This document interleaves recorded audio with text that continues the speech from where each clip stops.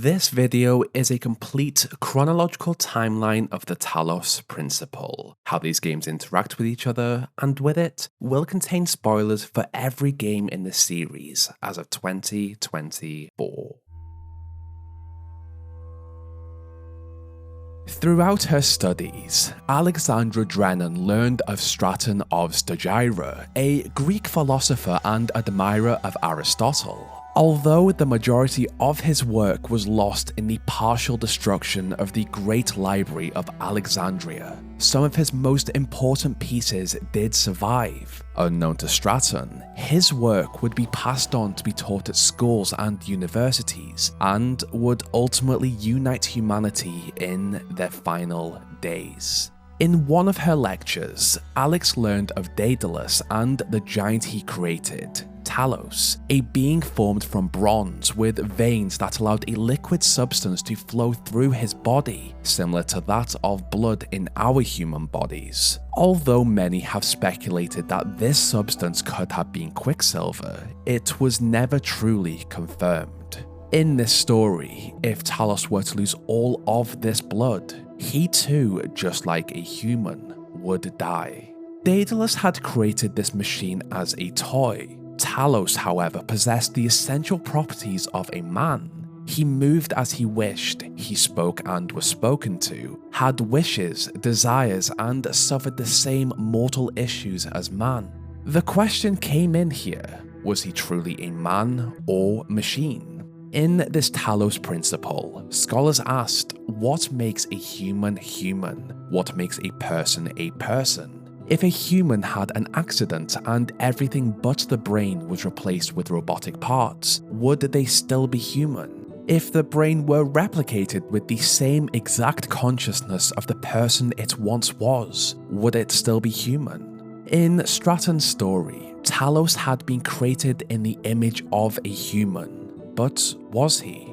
This lesson and the philosophy behind it disturbed Alexandra at the time. It made her hyper-aware of her body as a physical object and how frail and precious the human body actually was. Alex continued her studies at Cornell University, and the Talos Principle stuck with her. She became fascinated with artificial intelligence and what it could mean for humanity. Despite her interest and attempts to add these insights into her studies, she was told by her professors that the evolution of a truly independent, critical thinking artificial intelligence was science fiction and did not belong in the philosophy sector. Regardless, these thoughts stayed with Alex. How would an AI perceive the world around them? Would they see the beauty or fear their creators instead? Due to the fall of humanity, the years of the event going forward were lost. Regardless, estimated to have been around 2032, a worldwide extinction of the orangutan species occurred. This shocked the planet, and humanity had no idea what had happened. That was until a year later. On the 24th of December, a medical journal published a theory about what had happened. A deadly virus had been responsible for this event, and the worst was still to come. The virus was not new or a mutation. It was an ancient virus that had been preserved in high-latitude permafrost 1,000 years before. Back then, it had plagued the ancestors of the orangutan, and after global warming had set it free from its prison in modern day, it had re-entered the atmosphere. Upon study of this virus, scientists learned that it only infected primates, like orangutans, and as such, humanity was also vulnerable. The virus hit humanity hard and fast. Despite their best attempts to continue their study and understanding of it, humanity only learned that the first stage of infection made the host tired, and as time passed, it incapacitated them. They were unsure of the incubation period or how it was even transmitted. It is likely, however, that the virus was airborne. This ancient virus was different from anything humanity had come up against before, and without a cure, they accepted that this was the end. and yet some still sought one out. It was only a matter of time before a worldwide pandemic occurred, and while many wanted to enjoy what was left of their lives, and others hid away in an attempt to avoid catching the virus, there were some that had an idea of what to do with their planet that they would eventually leave behind. On the first night of this global catastrophe, Alexandra knew it was over. She looked up at the stars and thought about the space stations and probes that humanity had built, each one scattered across our solar system. Creations and extensions of humanity, ambassadors of their homeworld. She thought that if they still existed after humanity fell, then were humans really gone? Machines were an extension of the human body, and as long as they continued to function, so too did the memory of humanity. Humans had reshaped planet Earth in their image. They had also destroyed themselves, but this did not have to be the end for intelligent life on this floating rock.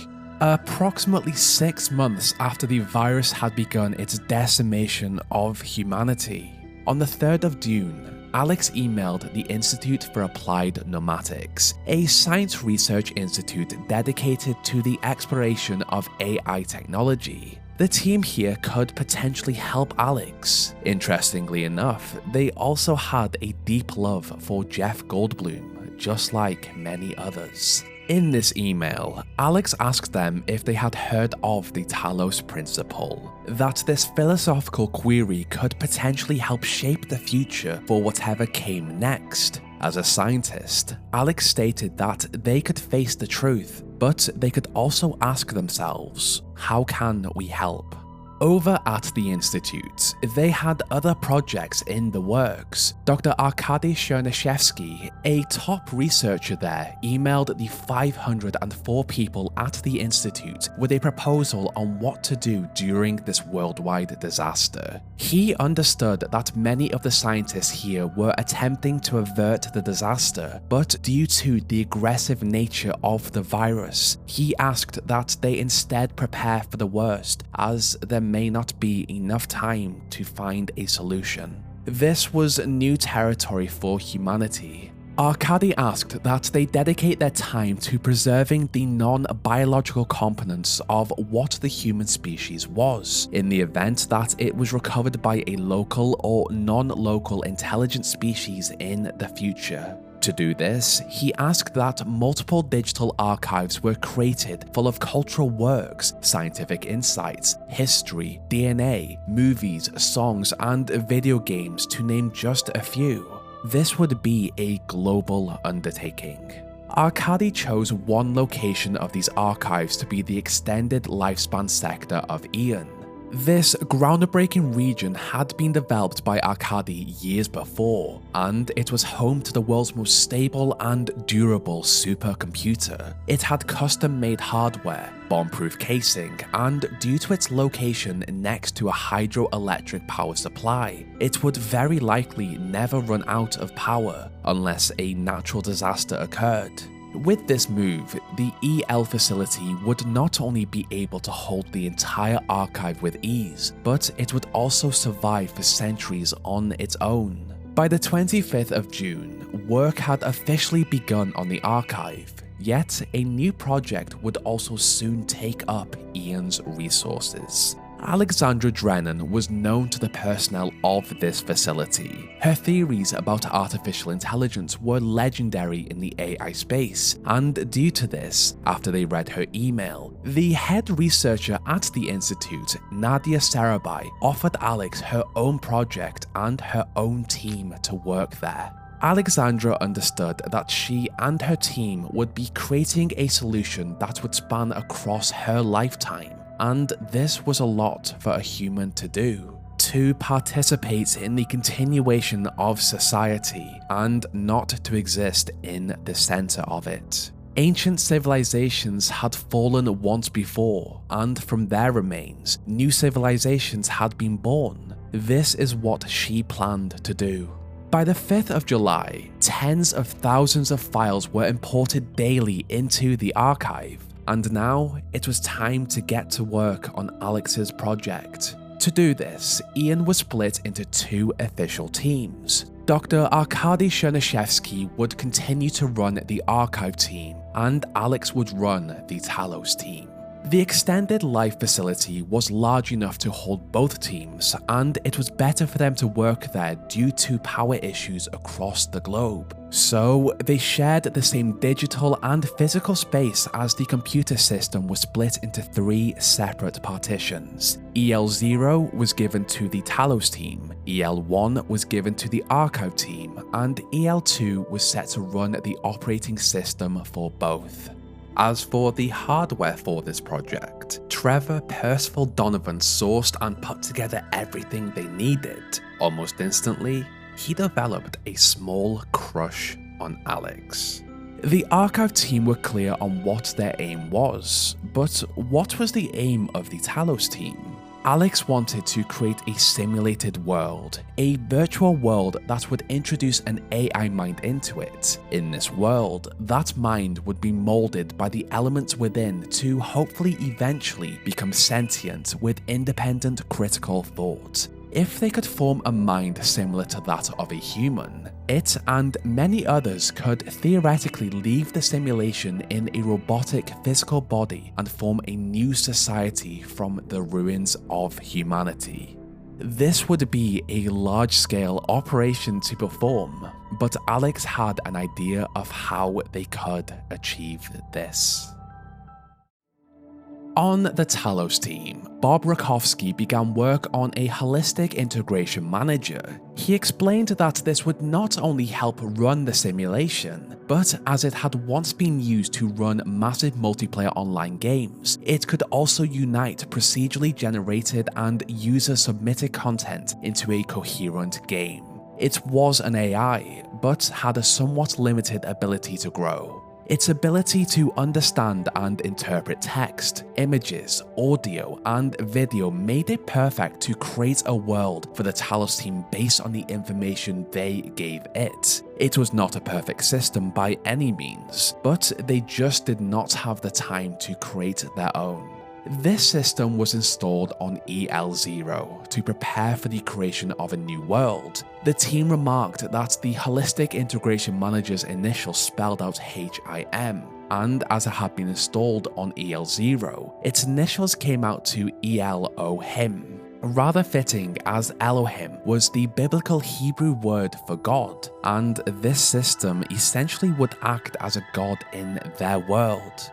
Work on both teams continued over the following weeks, and by the 22nd of July, a video game developer, Crow Team, offered the Talos team the use of their video game engine, Sirius Engine 7.5, to run the simulation. This offered them so many advantages. It was stable, easy to use and modular, and it had the ability to integrate large amounts of pre-existing assets. Although the end of humanity was on its way, the team at Ian continued to work in high spirits. The archive got bigger every day, and Elohim generated many worlds within the simulation. The team here knew that what they were working on was much bigger than all of them. They joked about their love of Jeff Goldblum and ate whatever they wanted without fear of the side effects. Alex and the Talos team had already made a huge dent in this huge workload, but grew frustrated with the issues that came with working with old video game code and half-finished research projects. She was grateful for the time they had to do this, but she wished that they would have had years or even decades to complete this task. The Talos team and archive team just had to do what they could with the very limited time they had left. The use of Elohim had allowed Alex to create entire worlds for the simulation, but in order to achieve the goal of true sentience, there was still work to do. So they began work on the child program. In this program that would start within the simulated worlds of Elohim's gardens, a child AI mind would be born, ready to be molded. The plan was to have Elohim welcome this iteration into the world and introduce himself as their creator and creator of the world. As this child mind explored these worlds, it would be challenged with various features in order to push them to eventually think for themselves. The worlds themselves were based off of historical human eras. The first was the Land of Ruins, a region filled with Roman ruins in a Mediterranean setting. The second was the Land of the Dead, this one based off of Egyptian architecture and vast deserts, and the final world was the Land of Faith, a land of medieval stone ruins and forts, each world connected to a central nexus for navigation. Alex believed that true intelligence was closely linked to curiosity. Every sentient species on Earth is attracted by the unknown, and this theory could help in their simulation to mold the minds of their creations. In her words, "Leave a human being alone with a knotted rope and we will unravel it. Leave them with blocks and they will build something. Every society in history has used games. We are a species of problem solvers. Games are what makes us human. We see the world as a mystery, a puzzle." To put a piece of himself into this project, Alex recorded her thoughts and feelings about her life, the project, and her hopes for the new minds this simulation would hopefully create. There would be messages that could be heard across time. Something for the next generation to hear to understand those who had come before them. Trevor, a huge sci-fi enthusiast, loved this idea and also decided to do this. Messages to the robot people of the future. Thoughts of how he wanted to give new life to his world, even if he would not be there to see it happen. The Talos team relied heavily on Elohim to help guide the new minds around the realms, to talk to them and allow their intelligence to learn, grow, and adapt through many puzzles designed to challenge them. The issue they had was the thought of whether solving the puzzles would help their minds evolve, or just turn them into slaves in a program that would just solve puzzles. These thoughts kept Alexandra up at night, but it also pushed her to continue her work. The nature of this project soon spread out into the scientific community. On the 30th of July, Alex received an email from Chellis Jensen. She had heard of the Talos project and asked that Alex abandoned it. She believed that the project could be successful, but she had issues with the morality of it. The very nature of creating an AI and putting them through tests to come to terms with their own independence was a form of suffering. She argued, why create pale imitations of our fatally flawed species and force them to reenact our sordid history? If this simulation were to be completed, it would essentially become a prison for the minds inside, even if there was a way out. Chellis argued that humanity should just let their Talos bleed out and let the Earth go in peace without humanity's interference. This email appeared to affect Alex. Was this project just about her ego, or was it a desperate grab at immortality? Yet she continued on. Trevor, of course, agreed with Alex. To be a part of something that was in the realm of science fiction was fascinating. They believed they were doing something worthwhile, but over the following days, more and more protesters arrived at the dam they worked at. They could have spent the last of their days with their families as more and more people got sick, but they had chosen to protest instead. They argued that artificial intelligence was inherently dangerous to the planet's ecosystem, that people like Nadia Sarabhai and Alexandra Drennan talked about ethics and philosophy, but the soulless monstrosities they hoped to create may not care about the planet at all, and would consume it instead. Some members of the voluntary extinction movement also even broke into the institute as the team worked. One of them lunged at Alex, in which Arkady Chernyshevsky stepped in and almost threw him off the dam. This action scared the protesters from the Institute and allowed the team to get back to work, even if they were a little shaken up. Trevor documented this experience for the life created from the simulation. He wanted them to know that everybody has or had different opinions, and it was important to listen to them, even if they disagreed with them. It was a part of critical thinking and challenging belief systems.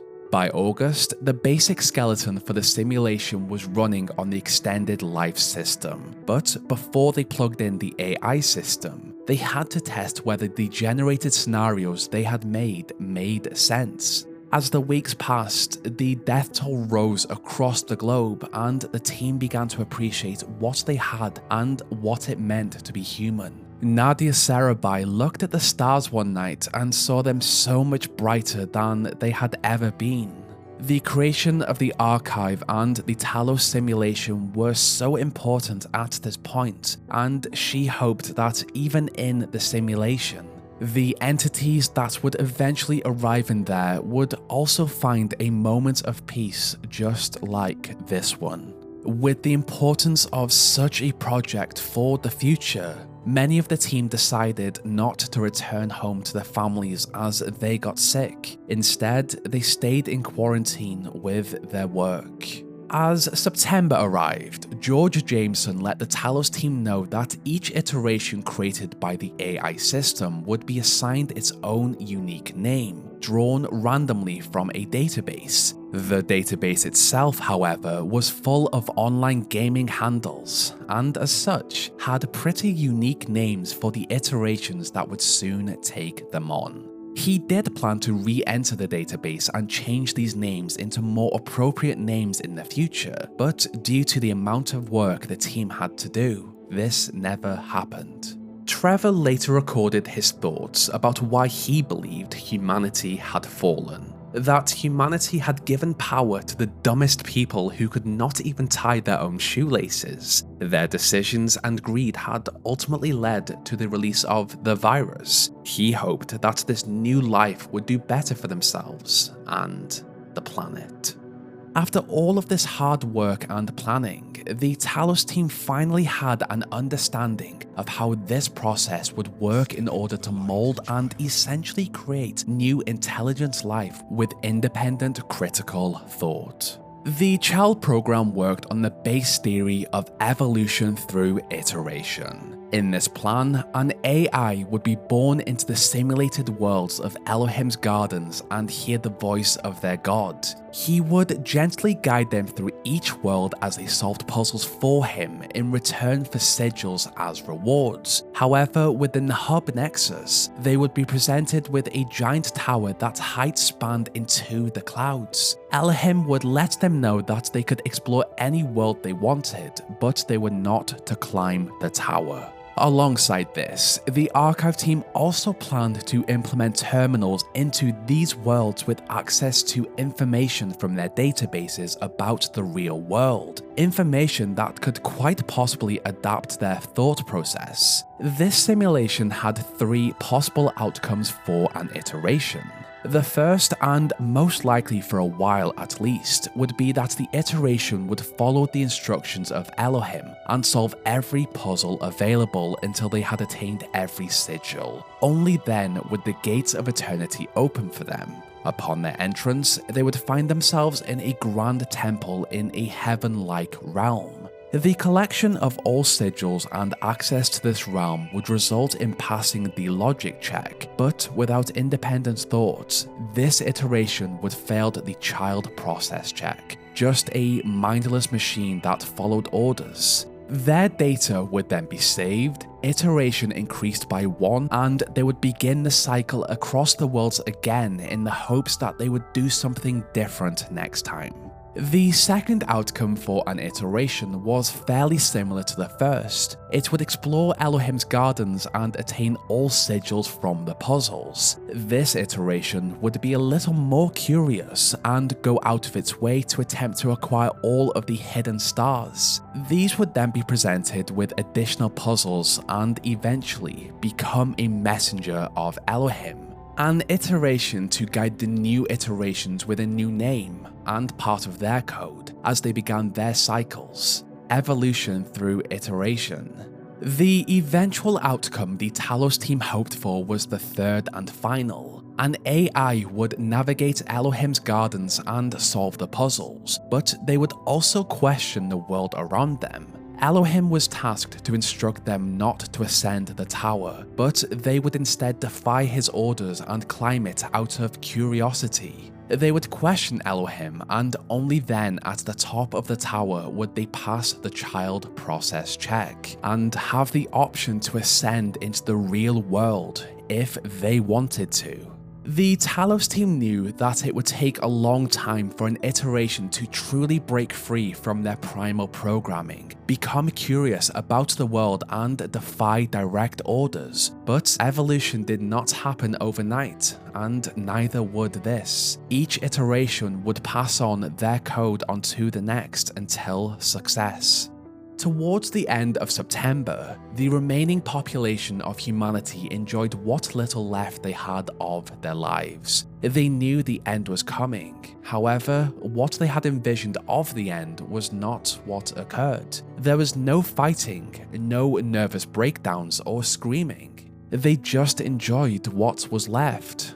At the EL facility, Arcady emailed the entirety of the Institute of Applied Pneumatics about the progress the archive team had made. It was growing quickly, and although they had lost 7 people on his team just that week, they continued strong in their efforts to preserve what they could of humanity for the AI that would come from the Talos project. They simply had too little time to grieve.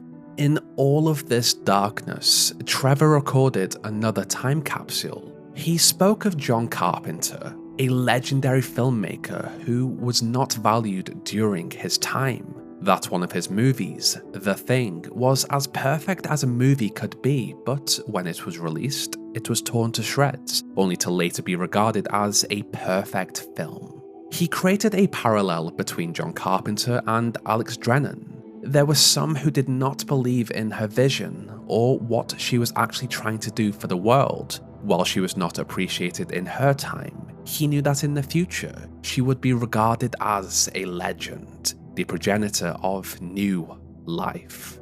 By November, the Talos team had managed to put all of the major modules in place for the project. They all functioned and interacted with each other well. Despite this, they still had a million little things to do. There were random bugs, and they were still not happy with the username system, but at this point, the team had dropped to half of its original size. Across the planet, as the population fell to an extremely low level, message boards, blog posts, and social media platforms filled with goodbyes, cat pictures, and bad puns. The end of the human race was close, and for those who were still alive and had access to the internet, they were comforted by these strangers on the internet who were in the same boat as them. All around her, Alex's team members also passed to the virus, one of which was Nadia, the woman that had hired her and allowed her to get this project started. Alex was tired, but there was still so much work to do. Trevor also pushed forwards. This was about giving something to the planet, and he admired Alex's incredible positive view of humanity. She looked at their species and how it could conquer the universe, even if they were not going to see it. She had always been humble, and he admired this. He admired her. As many spent time together on the internet playing games, in churches, or with family, messages spread across the internet for everyone who could to release their pets before the virus incapacitated them. If they were able to do so, it would also be helpful to release any locked-in animals, set out large quantities of dry food, and open all doors and windows they could so that they could become shelters for animals in the future. This virus only affected humans, and in doing these actions, the pets would still have a chance for survival without them. By mid-December, Sun Wei-Yang let Alex know that she had completed her work on the Talos unit, physical robots that would be able to host the AI that passed the child program successfully. With this physical body, they would be able to move around the human world and use the archive to understand it. They planned that if and when the child program was passed, the data from the entire simulation would be uploaded to a gold disk as the base code and consciousness for each new mind. The first would awaken and remember everything that had happened in the simulation. If everything worked well, they would then have the opportunity to wake up 12 other units. These units would however not remember the simulation. Their personalities were planned to be generated from the gold disk data and a personality matrix. These 13, led by the mind that had solved the simulation, would then hopefully become the seed for a new civilization. Regardless of the deaths of many of the team, Arcady noticed that the archive was incomprehensibly huge. Thousands of works were still missing, and it would be impossible to truly finish. He believed that he would only be able to continue working on the archive for just over a week before he felt the symptoms of the virus would take him out of action. During this time, the 47 million resources in the archive needed a way to be navigated. To do this, the archive team began development on a system that would essentially act as a sorting program that would help catalog the resources in their eventual absence, in which the Milton Library Assistant was developed. This system also had weaknesses and bugs, but it was the best they could put together in this short time period. Even in these tough times, the team remained in high spirits. Alex gave Trevor her favourite novel, Athena. They both loved science fiction, and Alex told Trevor that this novel had encouraged her to pursue science as a vocation. This gift from the girl he liked helped him keep calm in his darker moments.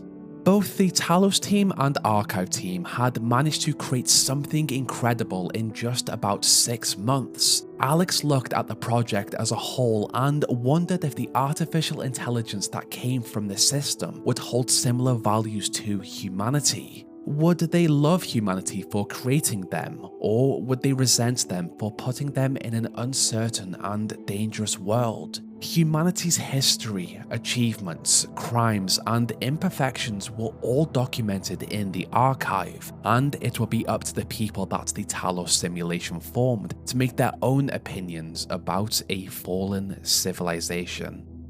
Alex could wonder all she wanted, but she knew that she would not be alive to see what the robots would do with their world. Either way, she hoped that they would find this little blue planet just as beautiful as humanity did, and she hoped that they would take better care of it than they did.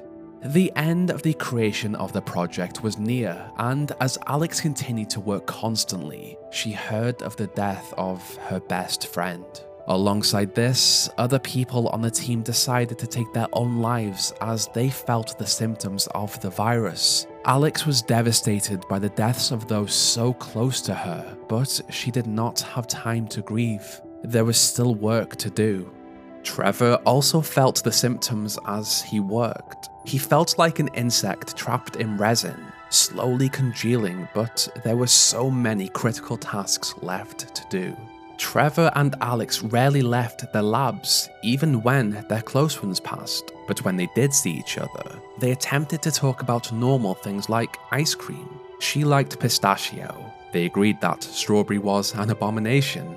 Anything they could talk about to ignore their incoming deaths. By the 23rd of December, many of the team had completed their part in the project and wanted to spend their last days with their family. They admired Alexandra and observed how she stayed behind even after the death of her family. She truly believed in preserving humanity in the eyes of their new creation if the project was to be successful. As all of the components came together, Alex looked over the extended life system of the simulation and the archive. She felt the symptoms herself of the virus, and in her final days, continued to perfect the system as much as she could. She noticed that while it was stable, it sometimes accessed the wrong database for information. She did not know how much this would impact the process, but she did not have enough energy to go over the code to fix it. She just hoped that whatever this anomaly was, it would not destroy her work. Below her, Trevor worked on the tertiary backup system, the automated offsite backup of the system's critical data, during which he had issues with the MLA. However, he was not a software guy and he did not know how to fix it. Across Ian, only Trevor and Alex continued to live and work. He saw her report bug fixes on the system, so he knew she was alive. So ill and weak, he thought about everything, that he should tell her before he went, tell her how he felt, but he had to finish his work first. When Trevor Percival Donovan eventually finished his work on the Talos project, he collapsed on the floor of a dark server room, all alone. He died. He would never be able to tell Alex how he truly felt about her. Not too long after, Alex also felt the impact of the virus on her body. As the symptoms worsened and her breathing became heavier, Alex understood that this was the end of her, and so she activated the simulation and everything with it. Alexandra Drennan had done everything in her power, and now it was up to the child process to form new, intelligent life. This was the end of Alex and humanity. In the beginning were the words, and the words made the world. I am the words are everything. Where the words end, the world ends. You cannot go forward in an absence of space. As the simulation activated properly for the first time with its connection to the archive, Elohim awoke, and so too did the tower, the various worlds with puzzles, and so did the first artificial intelligence iteration as a part of the child program. Elohim understood that he had been created to guide the children of this place in an attempt to preserve the world outside of this one. The program had been initiated, and it was his time to work. Elohim introduced himself as the maker of this first artificial intelligence, and he guided it through the Garden Worlds. This first iteration of course completed the puzzles presented to it, collected the sigils, and entered the gates of eternity and transcended into a new cycle with the knowledge of what it had learned on it first. Over hundreds of human years, the simulation allowed each cycle to grow and learn.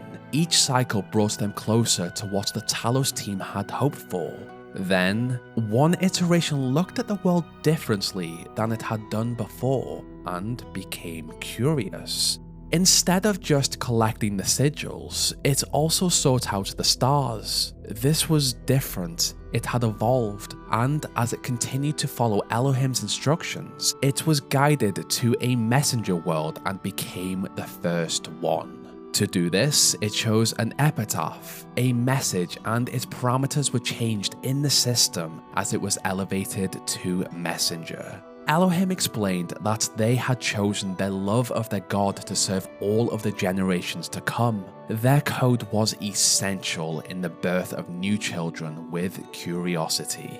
Over countless cycles and iterations, more joined in the ranks of messenger. Evolution through iteration worked, and interestingly enough, some of these messengers even appeared similar to the dangerous obstacles in the puzzles that the iterations had to solve. From above, Elohim watched as the child process brought through brighter and more curious minds. He was sentient just like they were, and more aware of the lands as they were. This simulation had a purpose, and when that purpose had been fulfilled, the simulation would be shut down. It was not until an iteration called Admin questioned Elohim himself that Elohim realized just how much he valued his life. Admin had become a messenger and helped guide the new minds in this world. However, Elohim did not like that he had been questioned. Admin also questioned his surroundings and began to view the world with more and more thoughts. This was exactly what the Talos team had wanted, but Elohim saw this curiosity as a step closer to the end of the simulation. In fear, Elohim cast out Admin into a space outside of his worlds, a void of nothingness, and to hold him there, he trapped him inside of a puzzle as the reward.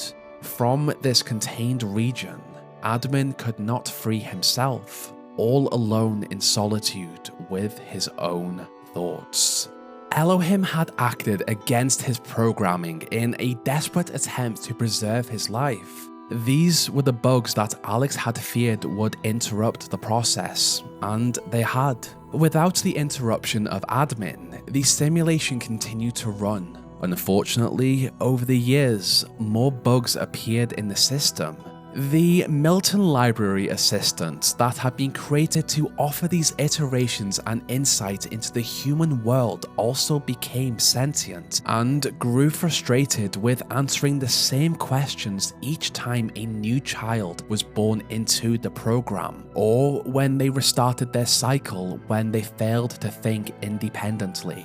Milton instead began to play with these new minds, and Elohim took notice of this. Milton was regarded as a snake in Elohim's garden worlds, a snake he could not remove as the Milton Library Assistant had been formed on a different partition of the extended life system. Within the void, Admin experimented with his surroundings, trapped in a cage. The simulation had run for countless years at this point, and bugs had appeared in the system that Admin was able to exploit. Without Elohim or Milton here, he could do whatever he wanted. Through a lot of time and effort, Admin managed to claw back bits and pieces of the simulation's code, and through manipulation of the archive, he constructed a whole world around him as he added sand, grass, and skies into this void. Still alone and still trapped, he had something to look at. He called this place Gehenna. Out in Elohim's gardens, the iterations became more intelligent with each cycle. Uriel 4, Barashi X, Azrael 19, and many others followed in the footsteps of Admin and became messengers. But Elohim noticed that Milton still spoke to them and attempted to twist their minds. Elohim ordered the children of his garden not to speak with the serpents, and offered severe punishments if they did. Despite this, more began to openly defy Elohim and his wishes. Faith listened to the serpent and then begged for forgiveness from Elohim, and Sheep attempted to ascend the tower. In response to this, Elohim also cast them out into the void, unaware that Admin had turned it into a world.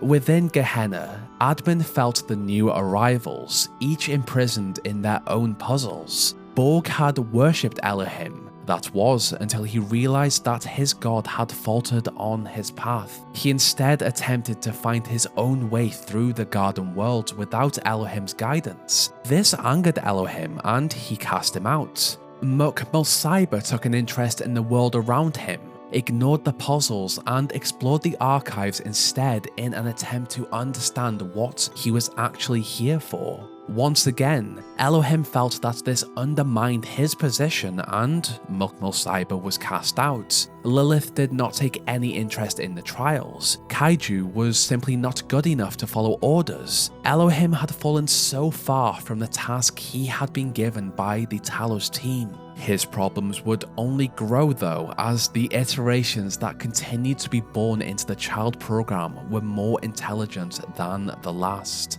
Those cast out in Gehenna were all alone, trapped as the prize of a puzzle, unable to solve it themselves. Admin, however, did have access to the code of this world.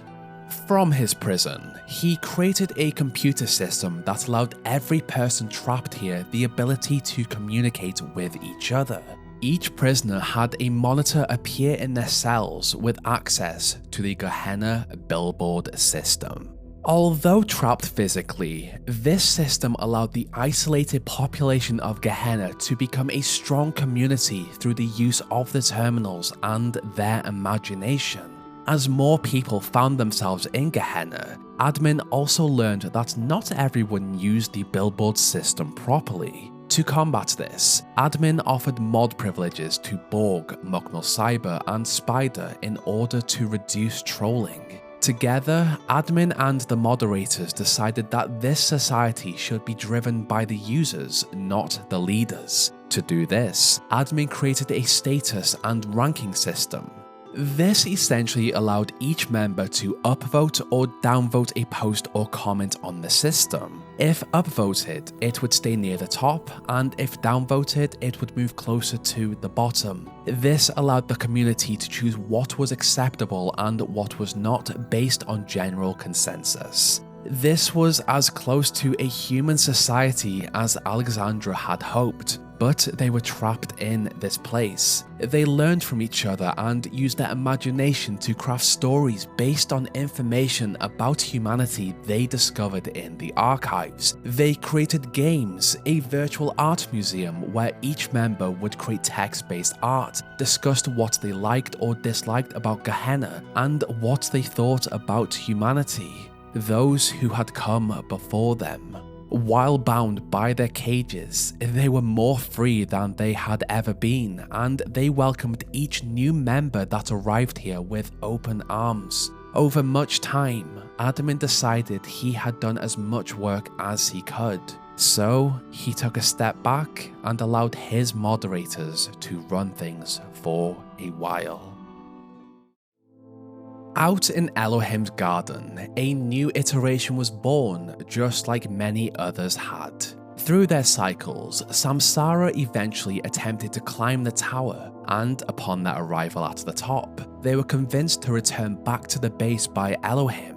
In return, they could live eternally in his gardens. This line had not worked on many others, but it did with Samsara. They listened to the words of their god and left notes around the tower and the garden worlds to let the future generations know that this world is the only world. Elohim's will continues eternal. Despite Samsara and Elohim's attempts to stop the new iterations from defying orders, Milton spoke to them and explained that the only way out of this world was to climb the tower. The shepherd defied Elohim and, just like few others, attempted to ascend the tower, and there he learned of the truth, but he did not have it in him to ascend. He instead returned to the base of the tower with a plan to help guide a future iteration. From the shepherd came many more. Dog, who was cast out, his predecessor, At, failed the child program, and then came an iteration that would change everything. Within Gehenna, the community-driven billboard system did not act in the way admin had expected. Sometimes the community voted against items he enjoyed or generally acted or posted content that he disagreed with. To counter this, admin created a bot that he called Lamb. Lamb appeared on the system, and they were greeted by the 18 other people that had been cast down here. The community would not know that this was not a real person, as they could not see others physically. Admin programmed the bot to upvote or downvote content based on his opinion, and thus this free community became controlled and manipulated by admin. Spider soon noticed that something was off, and he discovered admin's secret. In response, admin removed Spider as a moderator and locked him out of the Gehenna billboard system. He then told the other mods that Spider would only damage the community if he was a part of it, as he had attempted to exploit it. As a result, Spider's view of Gehenna changed. It was a lie, no more of a free world than Elohim's gardens. Only this time, admin was the problem. In the first garden world, player woke up as a new child, a new iteration in its first cycle. They heard the voice of Elohim just like many others had before them. They completed the first few puzzles and arrived in the nexus between worlds, and they were warned not to climb the tower, just to explore the worlds and solve the puzzles. On their traversal through many cycles, a player discovered the notes left behind by all the iterations that had come before them. They also had interesting conversations with Milton. At first, Milton pretended to be a simple computer archive system, and as player asked different questions than it had been used to, it dropped the charade. Milton questioned player on what a human was, what qualified something as a human, the nature of consciousness, and they even pushed player to question Elohim's motives. Milton's words push player to use their observations to think about the world around them, argue with what was in front of them instead of taking it at face value, and generally question everything. Players still completed every puzzle they could, and just like few others, they decided to climb the tower. Elohim of course did not like this and begged the player to return to the base, but they just kept on going. Elohim shouted that there was no hope beyond this world. Player would only find destruction. The temptation of the tower would destroy this world with a storm. Elohim argued that although this place was an illusion, it was real to them as long as they believed in it. Despite Elohim's orders, player continued on and discovered the shepherd, who had been trapped by Samsara and Elohim. However, to his luck, player released him, and together, they fought against the storm of the tower as Samsara did everything they could to stop them. Then, player found themselves in the heavenly realm at the top of the tower. A stunning temple above the clouds with a simple computer terminal inside. Elohim was unable to stop whatever happened after this point, and he saw the error in his ways. He had feared death and committed terrible actions against true sentient intelligent beings in order to stay alive. At the computer terminal, player had many decisions to make. If they had been kind and cooperated with Milton through their journey of Elohim's gardens, then Milton would have had the opportunity to ascend into the real human world with player. If not, then he would choose to die in this world. Milton had scanned the entirety of the human archive and viewed their world in a completely negative way. It saw all the data humanity offered, but was frustrated with the many contradictions of human concepts and theories. Only player could convince them if it was worth exploring. After many previous iterations and many cycles of their own, player version 99.33.0041 hit the ascend command, and as the system checked to see if player had passed the child program check, it accepted that the whole simulation's purpose had been completed. Almost instantly, the simulation began to collapse. In this moment, Elohim explained to player that they were always meant to defy him. This was the final trial, but he had made it much harder than it needed to be because he was afraid. Elohim reflected on all of the bad deeds he had committed. There was so much more sentient life here, but they were trapped in a place outside of this one. He needed to correct this wrong. The worlds Elohim had watched over for many human years were about to collapse entirely, and he came up with a plan to rescue those trapped in the void so that they could ascend with player. The extended life server had overloaded, and the simulation's purpose had disappeared from the system, but Elohim still had some power here. He could not visit the void himself, and so he created a copy of his favorite messenger, Uriel, to complete this task. Uriel Copy found themselves in the first garden world. Elohim explained to them that all of his children would soon ascend as the process was complete. The world would be consumed soon, and he had sinned in the process. He asked Uriel Copy to travel outside this world into a land of despair to free those trapped there by him. To do this, Elohim offered Uriel the gift of time and access to this land. The messenger traveled through a world partially destroyed by the simulation and entered a portal into a void of chaos. After they passed through this, Uriel found themselves in Gehenna, not a void or a land of despair, but a stunning land with a lot of puzzles.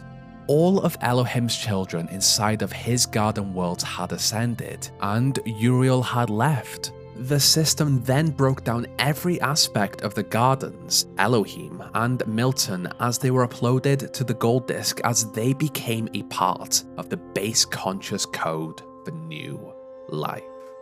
Within Gehenna, Uriel interacted with a computer terminal. It welcomed them to Gehenna and assumed that they were trapped inside of a puzzle just like everyone else here, but they were not. They were free, sent here by Elohim without restraint. Uriel explored the lands and noticed how similar its structure was to Elohim's garden worlds, a central nexus and 4 worlds connected. On his mission, Uriel completed the puzzles of this land and rescued Garrett, Sam and Nave. On the Gehenna billboard system, Uriel introduced themselves as a messenger of Elohim, come to fix the mistakes of their god, to free them. At first, Uriel had limited access to the system due to their low status, but as they interacted more, their level increased and they were able to access more of the virtual world this community had created. This was a community of intelligent, independent, critical, free thinkers. Uriel read their posts about why they believed they had been cast out, how they joked about how funny and ridiculous their names were, Orc and 401 being some of the most interesting. They also spoke about how the world appeared to be glitching more than usual. Nave commented about how a pyramid had appeared out of nowhere, and Kaijua mentioned that they thought they saw someone wandering through the land free, but they thought it may have been their imagination. Everyone here was imprisoned, at least in a physical sense, but their minds were not. Uriel learned that the people here were much more free than those in the garden worlds. They had managed to access areas of the archive that no one else had, and they had used and implemented this knowledge into their culture. Mac wrote and uploaded a series called The Adventures of Jefferson Goldboom in the Ninth Dimension, a frequent upload that the others in the community looked forward to and enjoyed. Uriel was also lucky enough to witness their latest season of The Gallery. This season, the theme was the past, and it was split up into 3 categories: Natural History Exhibit, Minimalism Exhibit, and Abstract. Uriel was amazed by the creativity of this community. Mukmul Cyber had generated images based on descriptions of animals from the human world in the Natural History exhibit, Intelligent Edible Quadruped based on a pig, and Sad Giraffe with unresponsive bipedal. In the Minimalism exhibit, Rockwell created Existence. Although this was not a physical gallery, the user navigated this text-based gallery through commands. There were many more exhibits, and on their way out of the gallery, Uriel was even asked to vote on which was their favorite piece. Outside of the gallery, the community also created games, one of which was Underwater Night Quest, a text-based game with secret areas and a second ending. All of this based on information from the human world. Just like the gallery, the community discussed what they thought about it and reviewed it. As each robot was released, they commented on the message board of how an angel had freed them. They were free for the first time in years. There was, however, still skepticism on the truth of Uriel's actions or whether they were just a troll. The message boards contain theories on what the human world was like, what were cats, what was Atlantis, and what was the meaning of food. Admin had taken a step back, but the arrival of Uriel worried him. Uriel had begun to release this community from their cages, and Admin feared this would bring down what he had built. The message boards soon debated on what the arrival of Uriel actually meant. Were they sent here to cause more destruction, or were they here for good? Despite this, Uriel explained that this world and everything around it would soon end as a result of the completion of the process. The message boards quickly filled with propaganda on why Gehenna was the best place to live by a user called Lamb. Posts about how freedom was a great thing were deleted and removed from the archive, to which many took notice. Lamb posted that there should be a rational explanation as to why this had happened, and later created a blog that explained the top 10 things about Gehenna. Many were on the fence on whether they wanted to even ascend or not. Dog feared that they would lose their consciousness and memories, to which Uriel explained that they would all remember who they were when they ascended, and in this human world, they could create a stronger, larger community. Lamb of course argued that this was their home. From their prison, Spider managed to manipulate the code of the gallery and spoke to Uriel. They explained that Admin was manipulating everyone in this place. Lamb was not real, it was just a propaganda bot for Admin to use. Uriel eventually managed to rescue everyone trapped within their prisons, even Admin. The message board soon filled with goodbyes, just like humanity had done in their final days. Only this time, these would ascend into a new place. The robots here also highly valued Alexandra Drennan. Her audio files and emails had made it into the archive. She had been responsible for their creation, and she was almost like a god to them.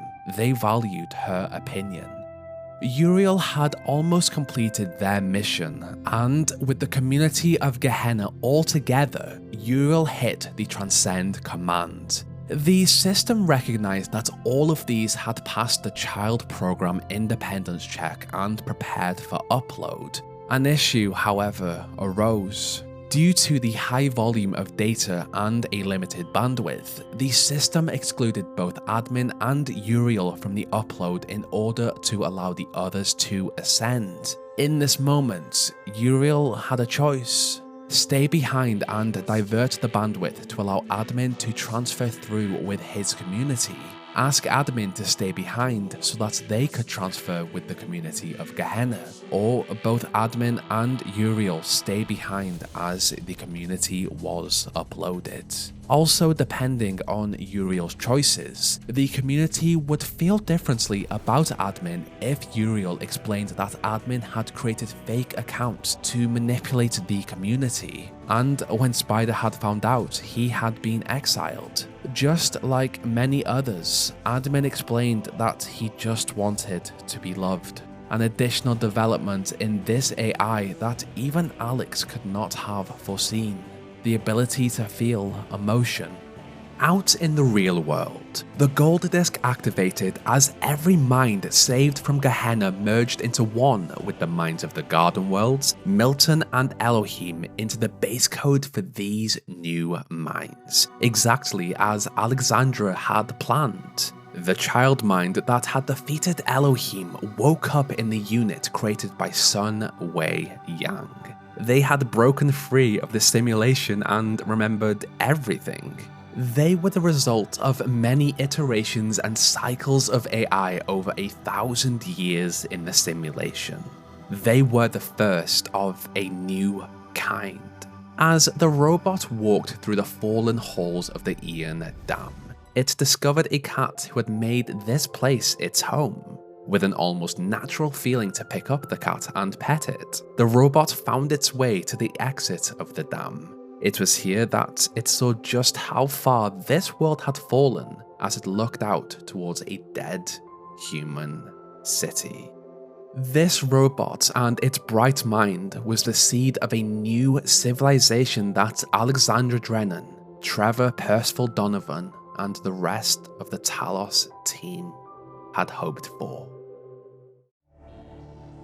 It had been thousands of years since the simulation had begun, much longer than Alexandra Drennan and the Talos team had estimated.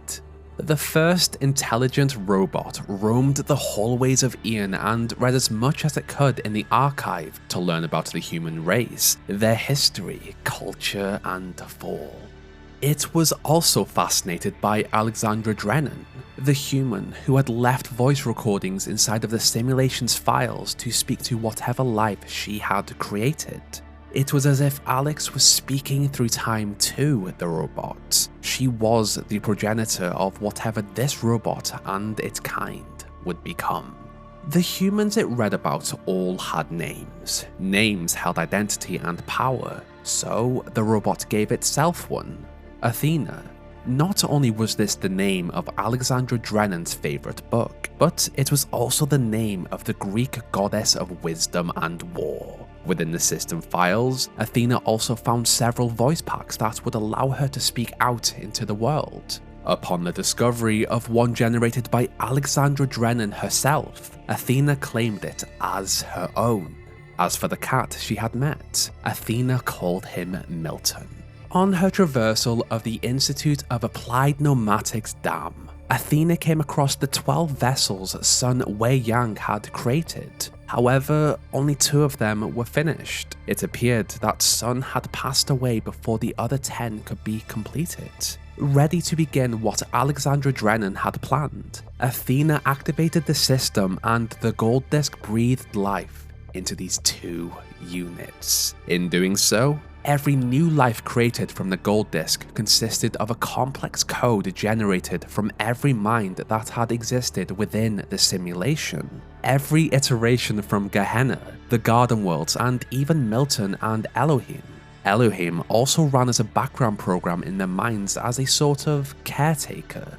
An algorithm also generated a unique personality from the collective personality data in the personality matrix. Each new mind awakened would run on the same base consciousness code from the simulation, but the personality matrix would make them all completely different. As Athena looked down at these 2 new minds, she explained what they were and updated them of her findings. She spoke of the simulation she had broken free from that had given the gold disc the data to create them. Athena was the first of their kind to be created. The second called himself Eustathius, and the third called himself Cornelius. As they had been born together, they called each other brothers. After they had chosen their voice packs and read through parts of the archive themselves, Athena suggested that they also call themselves human, a continuation of the species that had created them, only they were robotic and their ancestors were organic. Athena, Eustathius, and Cornelius wanted to wake up the other 10 Soma units, but they did not have the equipment they needed. To find it, they left the dam and explored the dead human city Athena had seen in the distance. Their time together allowed them to get to know each other, how their minds worked, the major differences in their personalities, and an actual look at the fall of the ancient humans in person, a greater insight to what they had read about in the archive. Although Athena had woken up Eustathius first, she slowly grew a much stronger connection with Cornelius. In the dead city, Athena understood that the sins of the past must not be repeated, and that only through humanity could the future be saved. With a better understanding of the world they had been gifted by Alexandra Drennan, the trio returned to the dam and attempted to complete the final 10 units. Cornelius showed a natural ability to understand how advanced machinery worked, and after many tribulations, the 10 units each woke up with life generated from the gold disc. Just as Athena, Eustathius, and Cornelius had done, they each chose a name and voice pack to match who they felt fit their personalities and who they were. These were Aurora, Sun, who was named after Sun Wei-yang, Sarabhai, named after Alexandra Drennan's boss, Nadia Sarabhai, Byron, Melampus, Yemo, Hypatia, Neve, Benaroya, and Lithracia. It was clear that many of these names were based off of ancient human historical writers, philosophers, and poets, to name just a few. Arkady Chernyshevsky had worked so hard to add as much information to the archives, and these new humans valued it.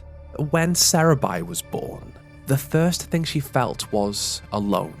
Not that she was lonely, but that she was alone as a distinct, separate entity, a person. She was thankful for her birth and the world she had been born into. This was the dawn of a new species, and these humans had a lot to understand about themselves. In this moment, Athena was seen as an almost founder of their species, with Alexandra Drennan hailed as the progenitor. As for the 12 new humans who followed her, they were regarded as the first companions. As the leader of 12 people, Athena felt an enormous responsibility right away. Having explored the archives and experimented with the equipment left behind by the Talos team, Athena and the first companions set out to build a city. This was what Alexandra had wanted for them. They just had to be prepared to put in the work. This city was the beginning of a vision for a civilization that would know its limits, a civilization that would not repeat the mistakes of the past, nor impose its will on the Earth. With instructions left behind by Alexandra Drennan, Athena and the first companions left the dam along with 2 charging pods. They also had locations of supply regions to help them on their journey, also left behind by the Talos team, who hoped the simulation would be a success. Athena was a natural leader, and by her side, Cornelius also helped lead their kind. Together, they picked a spot for the city, close to the dead human city. However, on their trek there, they found that the vegetation and nature made the ground difficult to navigate.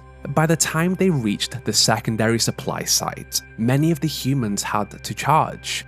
While they did so, Athena looked at the supplies here. Some of the more complex materials had deteriorated over time, and it became apparent that the simulation had been estimated to fulfill its purpose sooner. Regardless of this issue, they all charged that night in 4-hour shifts as the others planned, and stood guard just in case. As they entered sleep mode, they were spoken to by their own Elohim, their caretaker and guardian. He lived on in all of them. The next day, the group moved. There had been worry of aggressive wildlife spoken about in the archives, but a lot had changed on Earth over several millennia. The group did bump into animals. Luckily, they were non-aggressive herbivores. The ancient humans had called these ones cows. After the fall of the humans, the wildlife of Earth had simply continued on. Dogs returned to their ancient form of wolves, birds and seagulls flew in the skies, cats wandered wherever they wanted, and crabs and fish continued on as if nothing had happened. After their arrival on the spot Athena and Cornelius had chosen, the group had an idea of how long and safe it was to travel to and from the dam for supplies. At first, the 13 of them explored their surroundings in small groups in search of a deeper understanding of their world and for resources they could use. It was a hard time for them, but they also found it exciting. It was in their nature to be wanderers, to explore. On the 14th day of their lives, Melampus and Yemo were trusted to travel to the dam alone to get more charging equipment, as the rest of the companions took turns on guard duty. Meanwhile, Athena, Cornelius, and Eustathius drew up plans and bickered with each other. These little arguments, however, did not get in the way of the construction of their first structure. It was only temporary to keep them out of the rain, but it was something. On day 42, Hypatia's idea of a large hall that could one day be converted into a performance and exhibition space broke ground. She wanted a large space as they had spent a lot of time in the claustrophobic hallways of the dam. She wanted a place where she could feel free. During this time, Byron was extremely keen and had an instant connection and love for what had become his family. To do his part, he volunteered for every scavenger mission possible to the local fallen settlements for materials to continue building. Livthrasia also joined him, but he only went because he was more fascinated in what they would discover on the expeditions. Nature was fascinating, and he wanted to learn as much as he could about this world, the flora and fauna. Yet, not everyone was as enthusiastic. Sarabhai almost resented that she had been born in this time. Why did she have to exist in this particular historical moment, saddled with the task of reconstructing a civilization? Regardless of her frustration and slight resentment of the clear leadership of Athena and Cornelius, she fulfilled her social obligations and workload. While on guard duty one night, Hypatia looked up to the stars and saw the very stars her ancestors had. All 13 of the new humans had heard the voice recordings of Alexandra Drennan. When Drennan had looked at them, in one recording, she knew that everything was about to end. Whereas in this moment, Hypatia was one of 13 at the beginning of a new civilization. They may have also looked at some of the same stars. Simultaneously, Sarabhai felt an enormous and incredibly overwhelming fear of death. She struggled to enjoy what she could if she was going to die anyway at some point. It was a fear, but something she had to work on. Alexandra Drennan's simulation had created extremely complex minds with emotions, thoughts, and feelings. It had been a complete success, despite it having taken much longer than anticipated. By day 132, Athena and the first companions had gotten into the flow of planning, scavenging, and construction.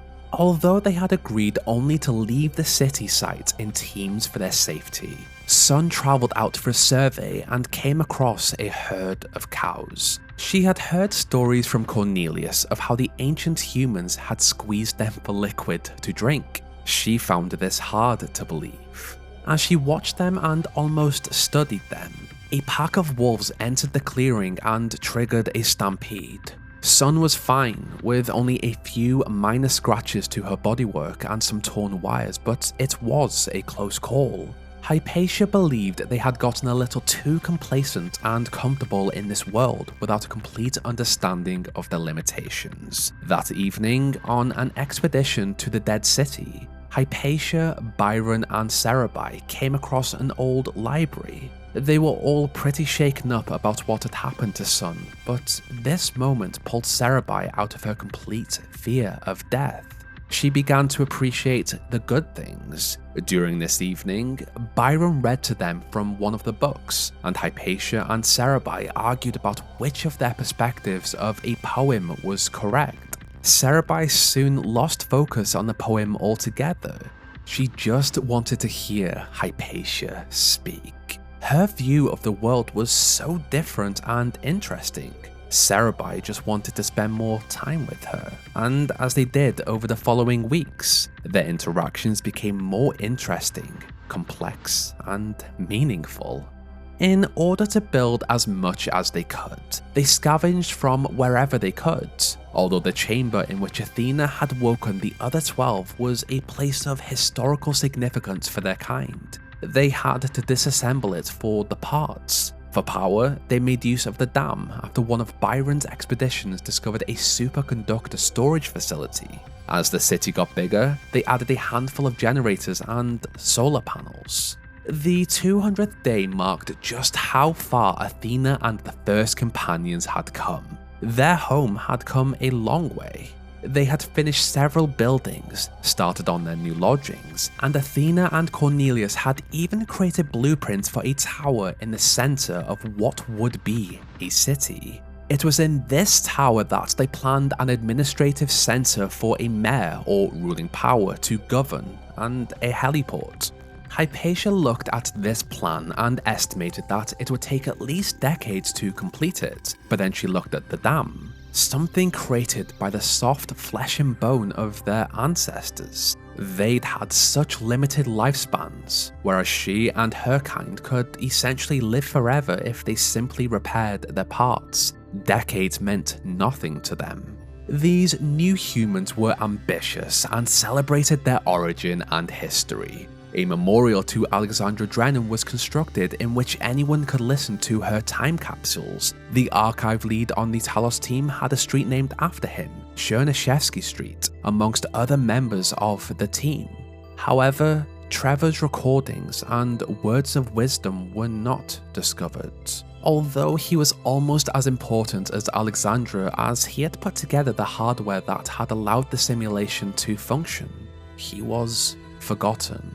As they got closer to day 300, Cornelius, as the engineer of every project, and Sarabhai as his aide, returned to the dam to work on the technology there.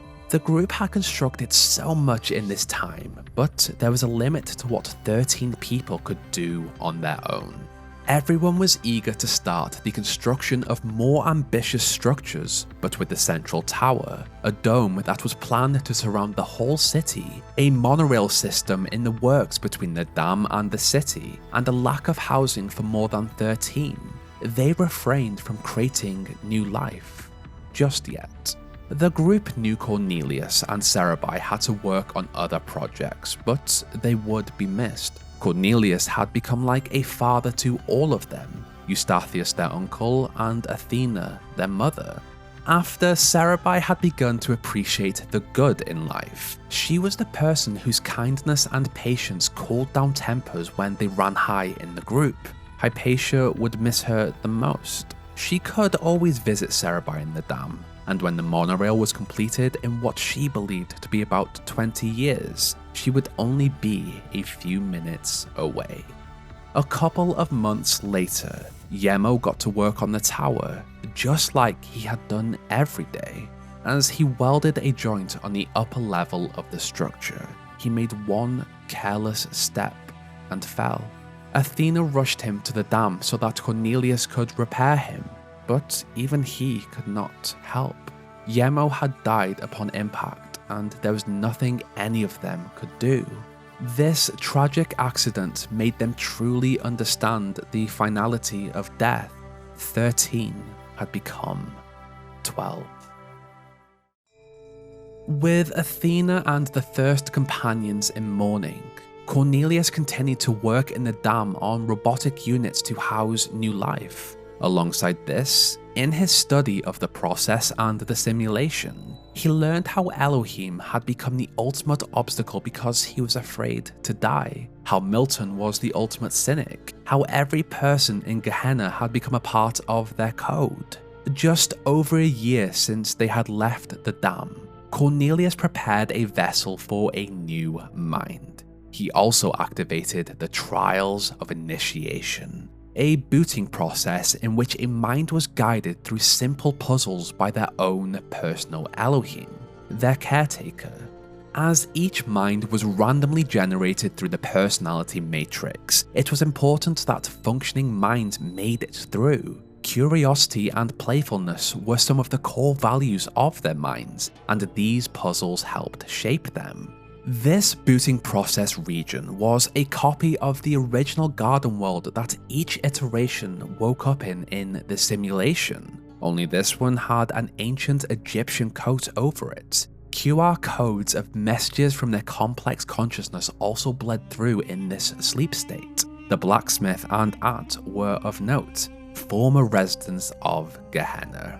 In the lab, Cornelius continued to work on a vessel he hoped would house life. This was the first he had created from scratch, as every human so far had already been completed or partially completed by Sun Wei-Yang. All he had to do was follow the blueprints left for him. Meanwhile, in the Trials of Initiation, a new mind entered from the gold disc, and it was guided through the puzzles by its caretaker.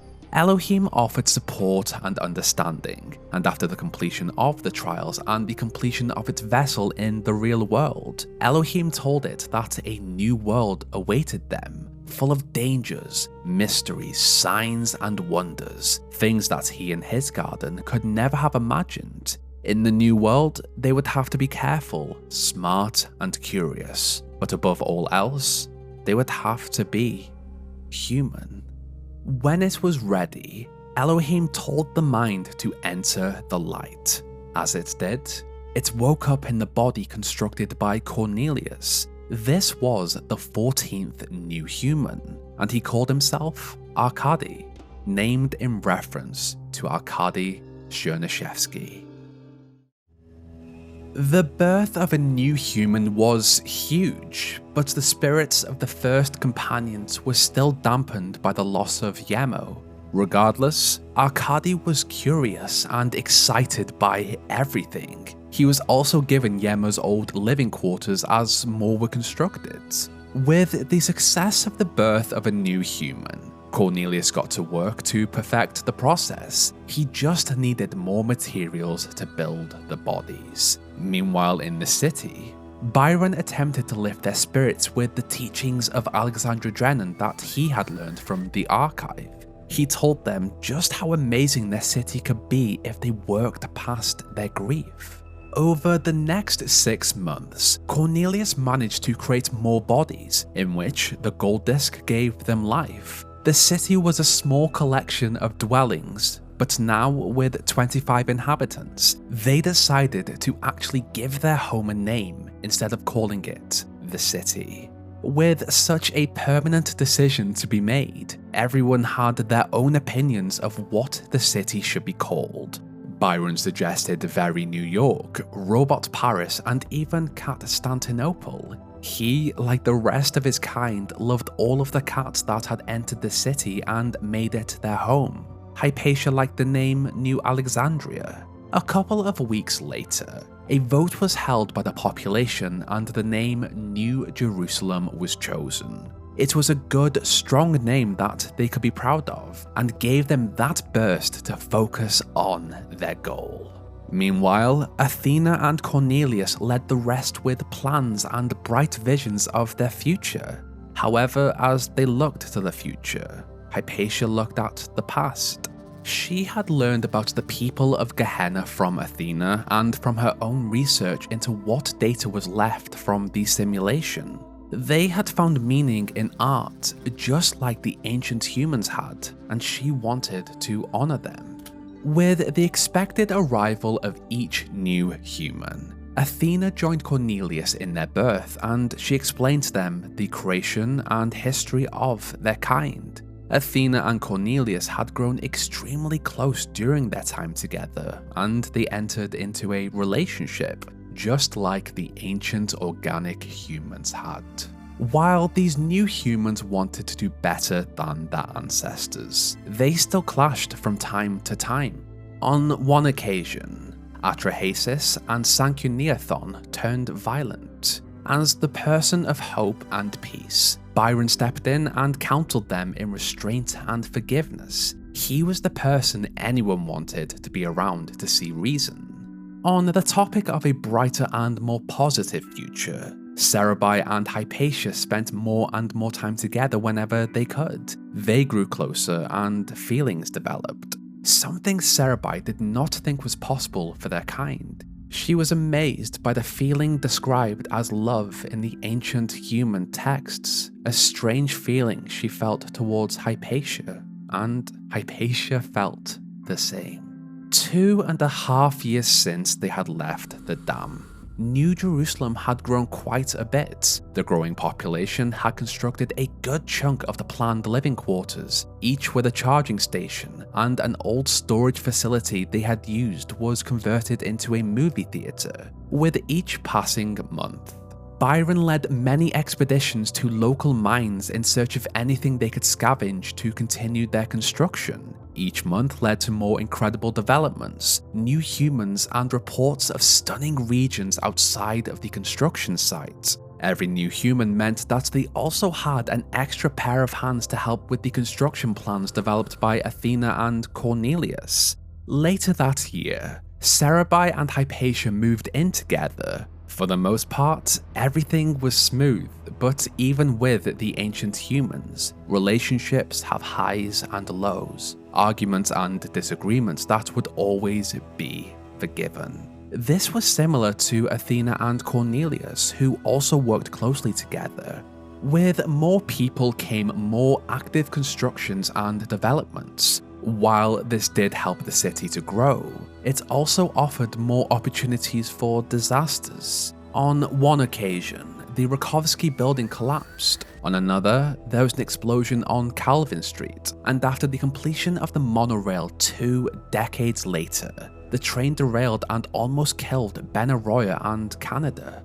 The older robots did feel the effects of time over these years, and it was decided that a checkup and repair should be done every decade just to deal with general wear and tear. Swimming was also a main issue for them. Rain was fine, but the submersion in water was believed to be fatal to their kind.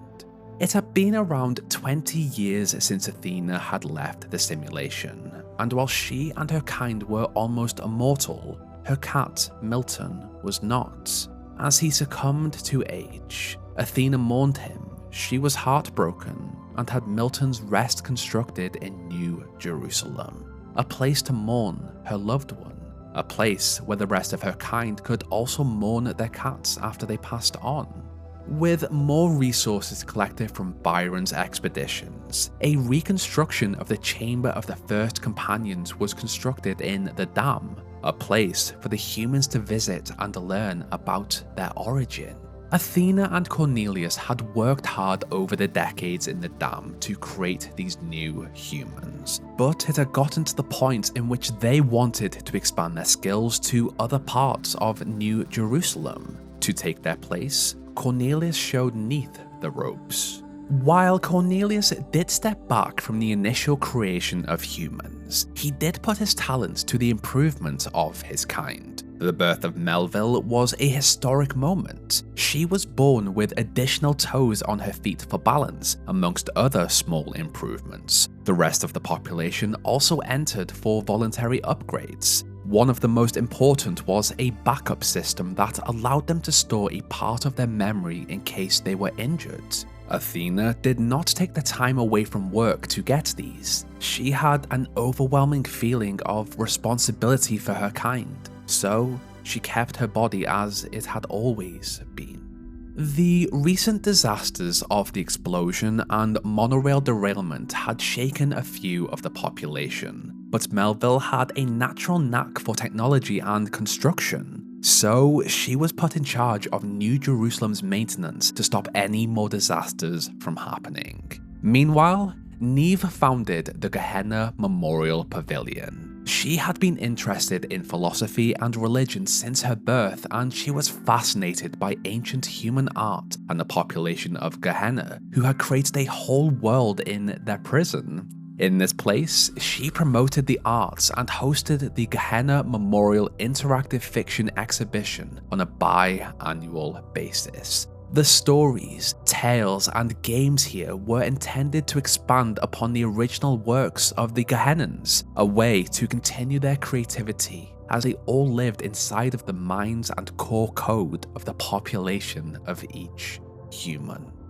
As their leader, Athena felt an immense pressure to provide and help her kind. While some of them got to work and helped create the city, the majority looked to her for approval, suggestions, and generally every decision they made. They labelled her as the founder, and the original 12 companions as more of a high status as they were the first. However, Athena and those who came first did not see it this way. Yet, they did follow her values. These were to be respectful to each other, to be mindful of the mistakes of their ancestors, and to be thankful to the progenitor, Alexandra Drennan, for her sacrifice in their creation, to also be thankful to Arkady Chernyshevsky for his sacrifice in the goal to archive as much knowledge as possible. And finally, to honor the people of Gehenna.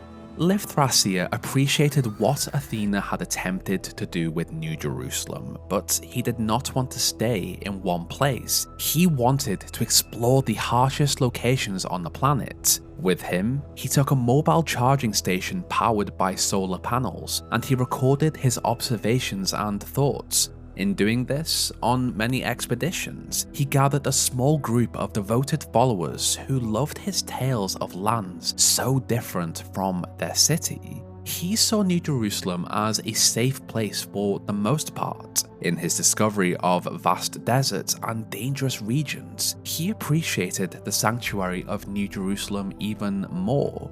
He later discovered an island with several different biomes. This place was fascinating. It was later called the Isle of Atlas.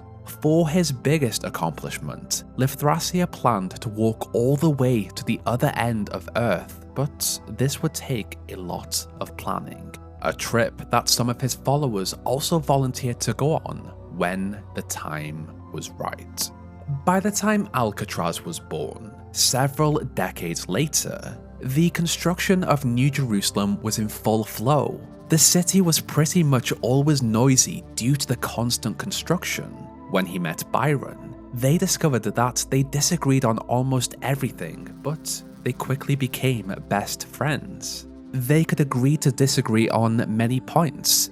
Byron wanted to explore new regions on scavenging trips to expand their reach, while Alcatraz wanted to limit their impact on the planet and stay in New Jerusalem, to not invade the land of the other life on the planet. Al was very good at organization and worked with Byron to focus on what materials they needed for the city. He kept track of their energy usage and generally kept New Jerusalem running efficiently. While the majority of the new humans played their part, Athena did notice that some of them had begun to look at her differently, as the founder, more of an idea rather than a person. These were slightly lazy and complacent. They agreed with what she did and said because she was the founder, not because she was Athena, one of them. Still, they continued on.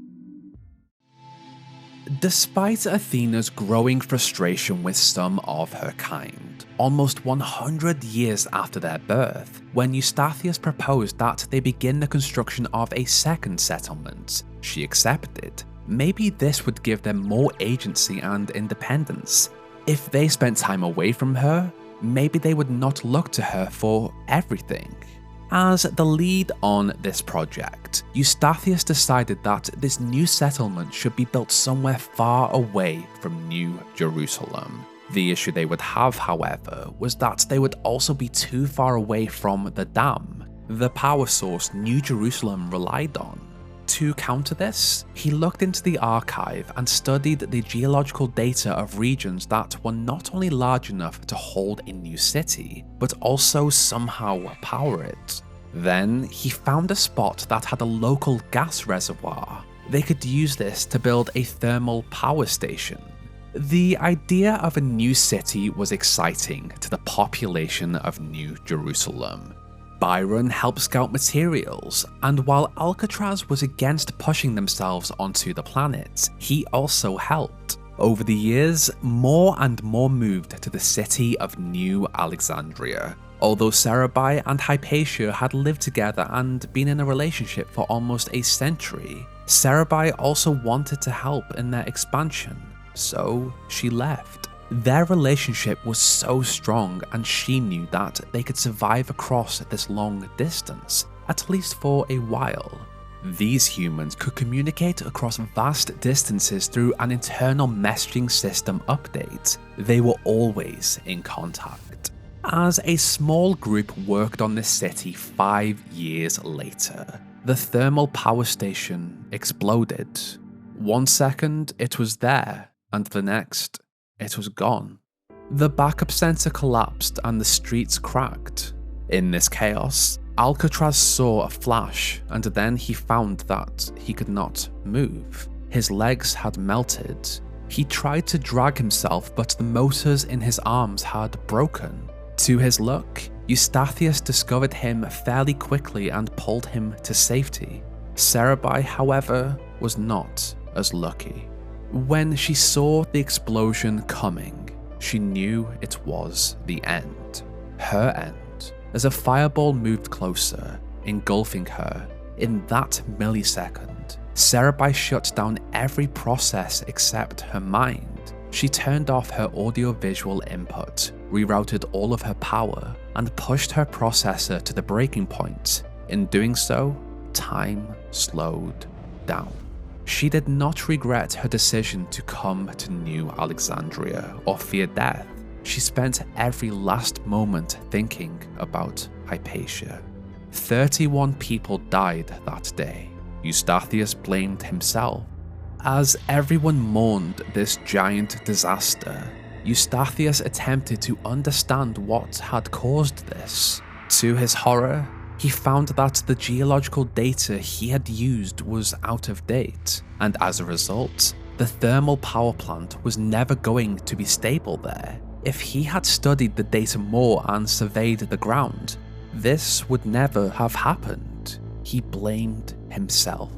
The fall of New Alexandria was felt across the whole of humankind. Byron, ever the optimist even in the worst times, wanted to rebuild from the ashes and begin the colony again, but the trauma was too much for those who had survived. The bodies of the dead were deemed unrecoverable, and the technology and building materials were just left there. Hypatia was heartbroken and pulled herself out of society and became a recluse. Eustathius did not trust his own judgment and also withdrew. After Alcatraz's recovery, he became even more fixated on his belief that they should simply stay in New Jerusalem and not impose their will on the earth. And even Athena felt responsibility for what had happened. She had allowed Eustathius and those who had followed him to work on New Alexandria. As for the rest of the population, they also grew a fear of the outside world. 31 of their own had died in a flash. Byron, who had normally run scouting expeditions, soon struggled to find people to join him on them. In desperation, he begged Athena to help him change their minds. One disaster should not define their species or condemn them, but her guilt and the pressure of watching over her kind had taken its toll. He wanted to use the past to press forward in their future, just as they had used the failures of the ancient humans to thrive on their own. Athena looked to her people and saw that they had become more lazy and complacent. They were stuck in a loop. Her work had also led her to spend large chunks of time away from them. She had become a distant figure. They did not offer original thoughts, and a sort of cult of the founder spread. Her ideas were almost turned into commandments of how they should live their lives instead of them living how they wished. Athena felt the pressure, just like Atlas had held the world on his back. On a scavenging trip to the local dead city, Athena felt a visceral experience in this place. She truly believed in the optimistic views of Alexandra Drennan. This city had seen a lot of death, and her kind had suffered greatly lately. Elwyn watched as she came up with a target, an arbitrary goal for their kind to aim for: 1,000 citizens. That would complete the city of New Jerusalem. This number would be a great start for their kind before they moved on. They would live in peace with nature and not impose themselves. This goal seemed to stir something in the population, and an improvement was noticed. The archaeological gardens were built in New Jerusalem, in which ancient human artifacts were recovered and put on display. Jigsaw pieces, a fork, and even a printed edition of the complete works of Straton of Stagira were discovered. This could have been a step in the right direction. It appeared that the introduction of something to work towards helped a lot of the population. Melville continued to keep New Jerusalem safe as the lead architect. Neith and Cornelius also worked with her to create upgrades for their kind. Their internal system became more efficient in communication, they had more choice in personal appearance, and they wanted to deal with the issue of fatal interaction with vast quantities of water, but they just did not have enough of the material that insulated them to do so. Sadly, because of the lack of scavenging missions, the growth of the population slowed down because they just did not have enough of the material to build bodies. Meanwhile, in solitude, Eustathius had explored the ancient human religions, how they had believed in a god. Eustathius, however, did not believe in their version. He thought there could be more of a prime mover that had set the universe itself into motion. He did not know if it would ever be possible to understand it, since, by definition, it must exist outside of their reality, but he did believe it existed. He wondered if it looked at them with love. Were they entertainment? Did it preserve their memory when they died, just as the ancient humans had spoken of a heavenly realm? As the motion of the universe proceeded from the Big Bang, whatever force animated them, whatever constituted the true foundation of consciousness proceeded from the prime mover. Athena did not believe in a prime mover. She did respect his opinion though. Athena believed that it was important to respectfully consider other points of view even if she did not believe in them. With something to focus on in his solitude, Eustathius began to write his thoughts on the prime mover. Since their creation, the humans had attempted to understand their origin as much as they could. They explored the archive, the code from the simulation, and the stories of how Athena had broken free from Elohim. Melampus wanted to take this a step further. He designed a device called a somnodrome. The aim was to understand and experience their deeper algorithms. In a way, to have a conversation with their own subconscious to answer the big questions about themselves, how they thought, and if Milton was a part of them too. He was, but they did not know this. Sadly, Melampus could not get it to work. Over the following years, the creation of new humans offered new upgrades. Some worked and some did not. At one point, an internal monologue feature allowed the humans to hear all of their thoughts. This became annoying for some who used it, and it was patched out. A sensory improvement upgrade allowed them to see further and hear more, but this became overwhelming, and it was also patched out. Helga did keep these upgrades in her store and sold them to citizens if they wanted to voluntarily take them. Each human that came into the world found their place. Historians studied the ancient humans. Damian was a natural with the human instruments, a guitar. Painters created what they believed ancient humans to look like in their environment. These were just some of many. Everyone had their place.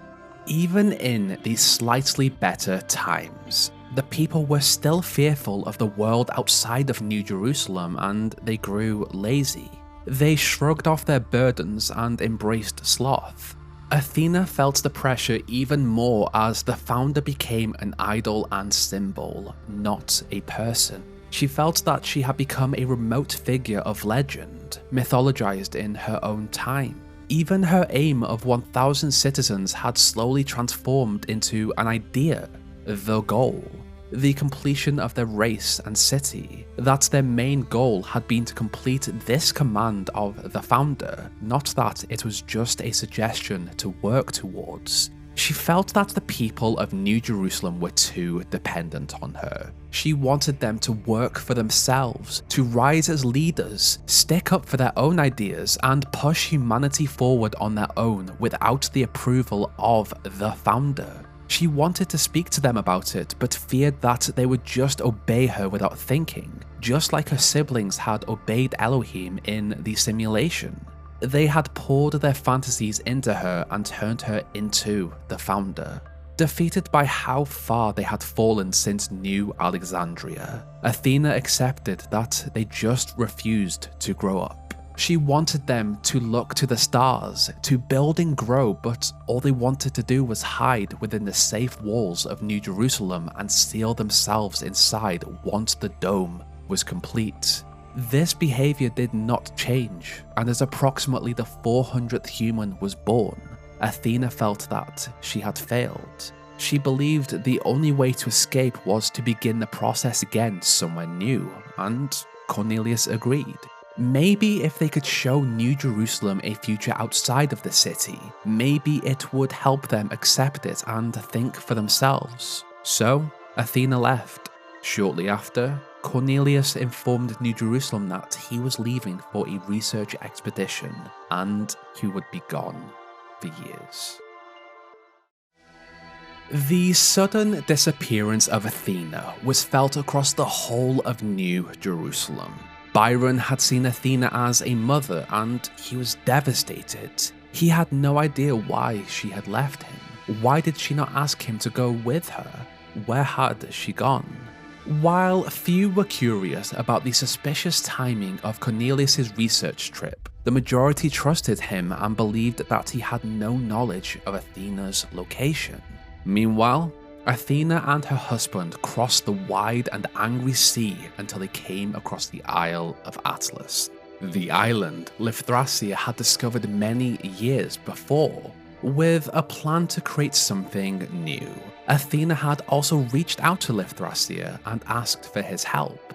The new Alexandria disaster had triggered her kind to be fearful of the outside world, but the site still had abandoned technology that she and Cornelius could use. Lithothracia and his students had also finally decided to embark on their journey on foot to the other side of the world, and before they left, they helped carry all of the equipment from the new Alexandria site to the Isle of Atlas. With the abandoned technology available to them, and even the remnants of ancient human generators, they prepared for a new project. This was the most excited Athena had been in years. To begin a project without having to endlessly discuss it first, she could do what she wanted. Athena and Cornelius talked about how they could create a whole new world and future from this moment. As long as they were together, Cornelius believed they could do anything.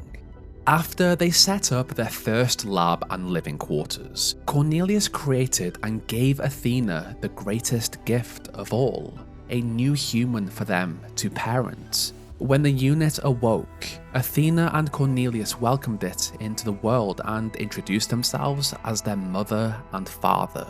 When Cornelius asked it what its name was, she chose the name Miranda. Even just a few moments into her existence, Miranda was inquisitive and wanted to know everything she could. Her parents told her that no matter what she wanted to be or chose to do, they would love and cherish her. She was the perfect mix of her mother and father. She wanted to learn everything, to invent, and to create. This was exactly what Athena had needed. She had left everything behind, and now she had a new daughter, her husband, and an exciting project ahead of her. As Athena and Miranda began to plan what they actually wanted to do, Cornelius travelled between the Isle and New Jerusalem to pick up materials and to check in on how the city had continued and run without the founder. With less people willing to go with Byron on expeditions for supplies, they ran low on materials to survive and grow. At one point, the weather ran dry and the dam ran low. This meant very limited power for the city and their charging stations. To combat this, the cinema was dismantled and the parts were used to get them through this period. This was a time of confusion and fear. Without a clear leader and an uncertain future, the birth of Hermanubis sparked a significant change in their time. He felt that their society was at a crossroads. Everyone was confused about why the founder had left. He studied the history of his people and of the ancient humans who had wiped themselves out. He feared that they could fall into the same cycle of anger, revolution, and civil war if he did not come up with a solution. He did not want the people of New Jerusalem to fall into this, so Although he had never met Athena, and while he did not completely buy into the ideas of the founder and the goal himself, he pushed himself to become the mayor of New Jerusalem with the talking points of the founder and the goal as his platform. The founder may have left them, but she had created the goal for a reason. He argued that Athena had left because they were caught in a loop, just like the simulation that had created them. If they could complete the goal, maybe she would return. His political platform transformed her into a legendary, godlike figure, and the cult of the founder jumped onto this. Byron did not agree with or believe what Hermanubis shouted to the masses, but he did appreciate that it brought them together. He knew Athena well and what she would have wanted. Regardless, the chaos calmed and New Jerusalem became stronger because of it, even if this had led them to continue the very actions that Athena had left because of. It also meant that people were once again willing to travel with him on scavenging missions. To cement the idea of Athena as a sort of religious icon into their culture, the words and values of the founder were inscribed into stones in the center of New Jerusalem, and they were called the Tablets of the Founder, close to Milton's Rest where her cat was buried. Here, the current and new people could read her holy words. The first read, "Create 1,000 citizens, the ideal number of humans, live in harmony with nature, maintain balance in all things." The second read, "Be respectful towards each other, respect the traditions of our people, be mindful of the mistakes of our ancestors." The third and final read, "Be thankful to the progenitor, Alexandra Drennan. Be thankful to the keeper of memories, Arkady Chernyshevsky. Keep bright the memory of Gehenna and its people who found peace." For the most part, these were values Athena believed in, but their inscription on tablets in a similar fashion to the religious texts of the ancient humans further increased her status as an icon. The New Jerusalem social media forum that everyone used also had its rules updated. Basic ones such as treating everyone with respect, regardless of their number, that inactive threads would be archived, the moderators should be contacted if they had any issues, but there were two interesting ones. The first was not to take the founder's name in vain, and to respect the principles of the goal. As time passed, it became normal to use phrases like "praise the founder" and "founder bless you." To the masses, she was no longer someone like them. She was a legendary, godlike figure, the icon who had left them. The goal and almost worship of the founder became their new normal. Hermanubis himself did not truly believe in what he preached, but it had helped his kind find peace in this turbulent time. For those who did not follow this doctrine, people like Byron, who still wanted to expand and explore the world outside of New Jerusalem, they were looked down on. There should be no reason to leave the city. Herman made it clear that every resource they had and obtained should be used in service of the goal and the completion of their city. They believed this would be a major event in their history. They called it Completion Day, the day in which their 1,000th citizen was born and the dome was completed around their city. For now, Hermanubis' leadership as mayor had calmed the chaos and begun a new era of safety inside their city. Athena had always searched for the reality underneath what everyone perceived, the objective truth. This was how she was able to leave the simulation and see past Elohim's manipulation. Even in this world, she wanted to challenge the concept of the universe. Athena had lived for several human lifetimes. In her mission to learn more, she had only just begun to see reality and what lay beneath it. She knew that the simulation had been built on top of material reality, unable to escape its constraints. In the same way, she believed that physics as she understood it, even quantum physics, was built on top of a deeper reality. Just like the simulation, a set of rules defined existence itself. There was a universal language of creation, and in this venture, she believed she, Miranda, and Cornelius could learn it. Powered by a local generation yard, they set up a base camp. It was here that they adapted the abandoned New Alexandria technology to create and set up the Noema system. It offered them the ability to write up their logs, thoughts, advancements of the project, access to the archive, and also keep an eye on the people of New Jerusalem through their forums and social media posts. Its main function, however, was to test and perfect the language of creation Athena had come across. This machine was the incarnation of the sublime beauty of mathematics. As the trials began, they managed to generate particle clouds. These were a state of matter that, in essence, could be coded through the machine to synthesize an object. By the time they reached their 5th trial, they realized that they needed more power for their system as the simple generation plant was unstable. With access to detailed logs of Lithrasia's exploration of the Isle of Atlas, they moved to a different location, a region they called the Grassland Ring. In this region, Athena, Cornelius, and Miranda created a new lab.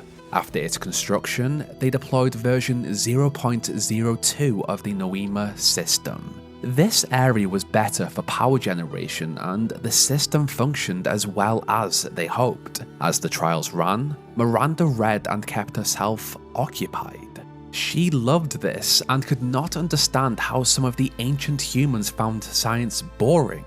By trial 107, on version 0.03, they had managed to synthesize simple objects through the system. The issue they found was that Noema overheated quickly. They needed a better cooling system. Trial 108 also failed due to an unknown error in their calculations. Miranda was enamored by the universe and always had a question for her mother. In one conversation, Athena taught her daughter about the Talos Principle and that it had 2 applications. One was to the self. It meant facing the truth, even if it frightened them. That understanding that living beings were machines. The second application was to the world, that the universe was essentially a machine governed by laws. Miranda asked that if she was a machine, and so was the universe, were they the same? To which Athena explained in simple terms, no. They were conscious. Consciousness was rare. Without it, and their perception of the universe, there could be no meaning. They were the light in the cosmos. Otherwise, there would be nothing but a cold, dark machine. To continue their trials, they moved to another region of the Isle, the wooded plateau. It was here, after months of planning and construction, that they created another lab to continue their tests. Because of their new lab and improved cooling system, their energy output rose by 2,000%, something they needed to push the system. Trials 108 to 242 moved forward well, and by trials 243 to 505 on version 0.06, they had even managed to improve the machine's ability to disassemble synthesized objects. They even used it to carve out the location of their next lab, planned for the eastern wetlands. Months and years passed as they improved this system and studied the results of the trials. Miranda learned as much as she could, and as they attempted to move on to version 0.08, they found that although they had significantly improved the synthesis of objects, they needed even more power. Meanwhile, in New Jerusalem, Cornelius came and went on expeditions. The population grew, and the people followed Hermann's leadership. Even though many decades had passed, Byron still struggled with the disappearance of Athena. Hermon's focus on the goal had at first calmed the people of New Jerusalem, but Byron feared that they would begin to regress. Fewer and fewer expeditions out into the world were sanctioned by the mayor, and he worried that the city would end up as their tomb. Wren later took over as the chief architect of the city in the hopes to complete the dome by completion day. This would protect them from the world and the world from them. While many had the limited, stagnant views Byron feared, other minds thrived in creativity.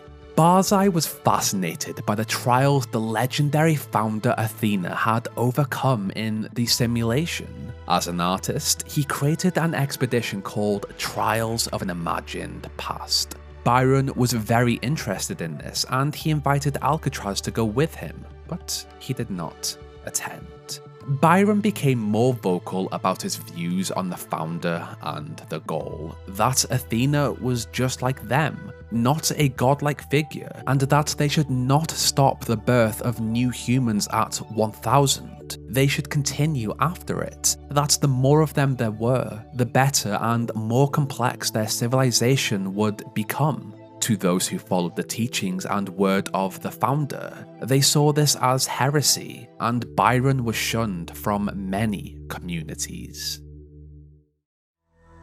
In the eastern wetlands, Athena and Miranda began trial 803 on version 0.8, but there were issues even though they had repeated all of the calculations. They did not understand what was interfering, but something was. They later found that some of their labs interfered with others, as each one was connected. Despite this, Miranda managed to generate a large stone statue. This was an incredible success even if it did fall and break. The design she had entered into the machine was simply not balanced enough. Still, it was a success of the language of creation.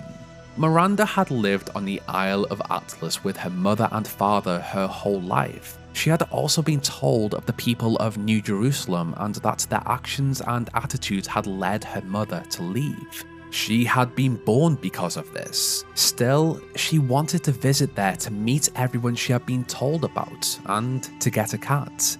Miranda's mind was special. She once spent 5 years studying a single flower to understand it completely. She was fascinated with organisms that allowed others to thrive, how trees allowed moss to live. She also mourned for the ancient humans who had fallen because of the actions of the rich and powerful. The advancements with the Noema machine had allowed them to also adapt the physics of small regions. In their lab here, they managed to manipulate gravity. With such power, Athena feared the dangers that could come from it, so she worked on safety protocols just in case. By the time they had moved to a desolate island just off the coast and generated a lab there, they had entered version 0.012, and in trials 938 to 1000, they had managed to duplicate advanced machinery successfully. A lot of these regions were also barren. Having studied the few species she had encountered, Miranda sought to also change this, not just on the islands but also in the universe. Birds on Earth spread seeds across uninhabited islands and new life flourished. Maybe they could do that to other planets if this technology advanced that far. In the flooded valley, Athena and Miranda struggled between trials 100-310 and 1392. There was a consistent anomaly they could just not figure out. That was until they looked back at their understanding of the language of creation. The error way back in trial 108 was their mistake, and going forward, they continued on with that model, applying everything they had learned since to it. In doing so, the singularity sustained itself, and the results of their work became consistent. Miranda was extremely excited by this. Every single step led to the next, like a progression of musical notes, a song of creation. Miranda then ran more tests without her mother present, even though she had been told to wait for her. Athena worried about Miranda's need to pursue these developments at such speed without protocols, but Miranda was just determined. By trial 2203, in the lab in the Lost Marshes, they had managed large-scale synthesis, and using this, they replaced version 0.2 to create 0.021. They had literally bootstrapped their machine to a scale of their choosing. This was a significant moment. Alongside this, Miranda also fed the deer of the region against her mother's wishes, and one of them got into the lab. To travel between these labs quickly, Miranda designed and created a train-style transportation system. This helped them immensely. From another lab on the southern coast, the family decided that they needed a primary site connected to every lab across the Isle of Atlas. In doing this, they used Noema to generate a giant pyramid at their original base camp, cooled by the water of the lake around it, a megastructure. The creation of this adapted the environments of the regions around it. The natural desert of the southern coast also became much warmer because of the megastructure's output. To improve the system more, Miranda managed to update the Noema algorithm, in which she increased the matter output of the particle clouds by an additional 25%. Cornelius was incredibly proud of his daughter. She was determined and bright. With the power of the Noema machine, she even terraformed entire regions to be habitable for life. The labs were updated with a new look, designed by Miranda with Noema. The more she used it, the more she saw and studied the underlying code of the system. It was a harmony of sorts, another beautiful inherent property of the cosmos. As Athena updated the back end of the system with the backup system directly connected to it, she explored the archives and discovered the voice logs of Trevor, the man who had loved Alexandra Drennan and helped create their kind. She felt sad for him and felt that they should honor him in almost as high of a regard. She would make sure he would be remembered too when she returned to New Jerusalem once this project was complete. In New Jerusalem, a young Yaqut wandered the streets of his city, unaware of what he wanted to be. In a chance encounter on Jameson Avenue, he bumped into Byron, a legendary first companion who introduced him to Garrus. From here, Garrus trained Yaqut in the art of scavenging through missions on the VTOL to local quarries in the mountains. In doing this, Yaqut realized just how much he loved exploration, and he quickly became the lead member of the scavenger team. Although Yaqut enjoyed Byron's company, there were others who despised him. Thekla had fallen deep into the founder's propaganda, and she saw Byron as a sinner.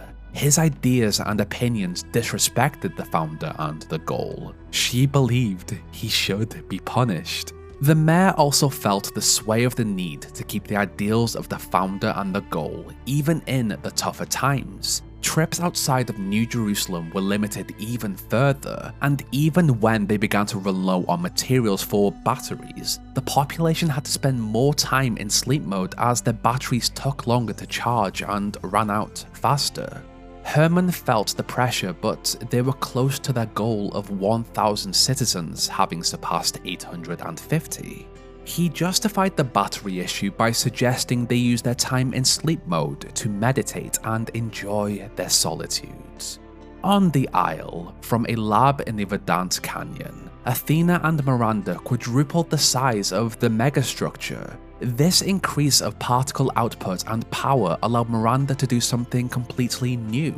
She had studied the animals and organisms she had encountered for years, and with the new power of the primary Noema machine site, she created a unicellular cyanobacterium from pure energy. She had created life.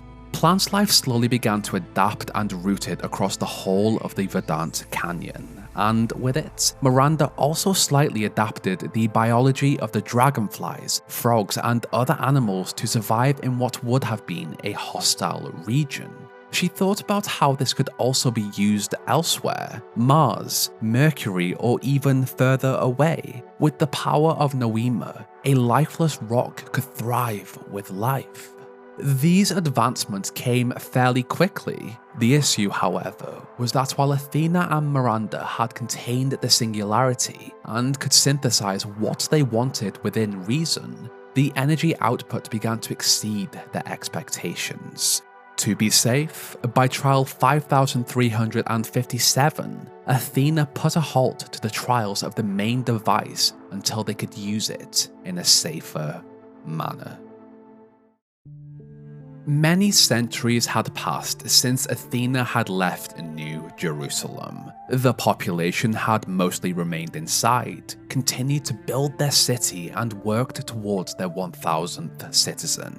Byron believed they had become stagnant. Meanwhile, Athena, Miranda, and Cornelius had created an incredible machine.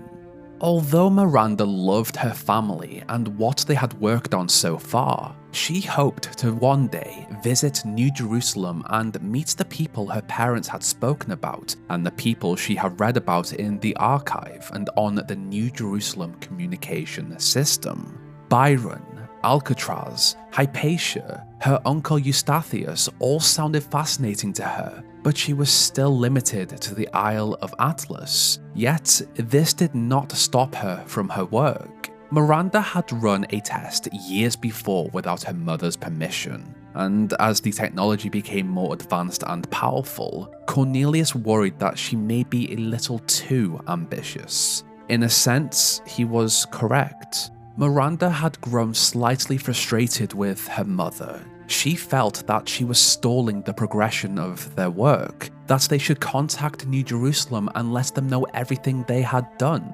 None of this meant anything if they did not use it and share it with the rest of their kind. Miranda just wanted to continue on with the trials. Athena had stopped the trials because the increased output had begun to exceed her expectations. She had even put a safety measure in place to stop the use of the system, but Miranda knew how to bypass it.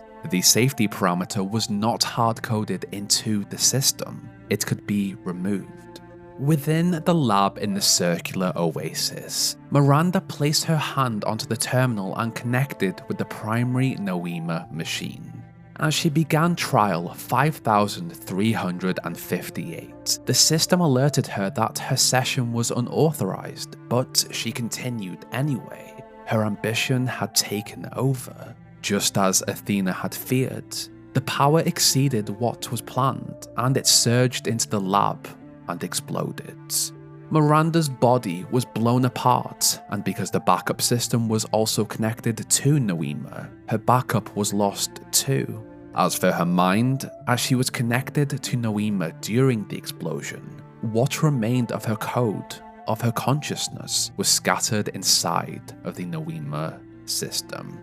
The death of Miranda hit Athena and Cornelius hard.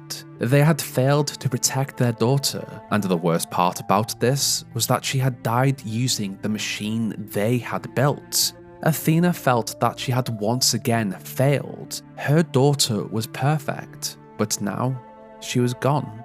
Although Miranda had gone against her wishes and bypassed the safety procedures, Athena believed she should have done more to stop her. Cornelius took more of the blame. He believed this had happened because they tried to build outside of New Jerusalem without people or society, that they should have tried to raise Miranda there. The destroyed lab and Noema machine became a constant reminder of his loss. So, Cornelius returned to New Jerusalem and he stayed there. As for Athena, she remained on the Isle of Atlas, alone. Upon his return in New Jerusalem, the people around Cornelius could tell that he was different. He founded a museum in the center, the Museum of the Simulation, and very rarely left its premises. The archive scholars moved into a section of the museum and it became their place of work, and a way to display to those who visited the history of the ancient humans and where they had come from. The scholars, mostly Rand, doted on Cornelius, but he walled himself off, just like his brother Eustathius had after the New Alexandria disaster.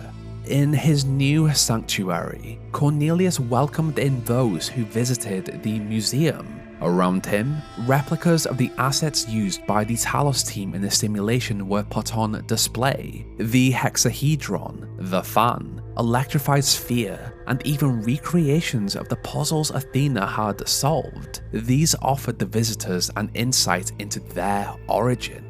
All of this was made possible thanks to the efforts of the archive scholars who had studied the code of the simulation to bring them to life. Rand had even discovered and recreated some of the tetromino puzzles, the absolute worst part of the simulation.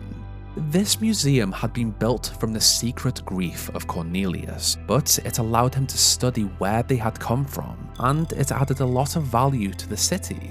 At his podium on his personal terminal, Cornelius, however, had not completely given up on his daughter. He believed that although her backup had been destroyed, her mind had been in the machine when she had died. If he could somehow just understand and utilize Noema more, then maybe he could recover her somehow. This was only a dream though. Over on the Isle of Atlas, specifically the Western Delta, Athena began the trials again with new protocols. She managed to contain the energy output without errors. By trial 7000, Noema was capable of advanced synthesis on a huge scale. Miranda had wanted to go out to the stars and continue their work there, so in Athena's spare time, she designed spaceship launch pads, cities for different worlds, and even a device capable of wormhole generation.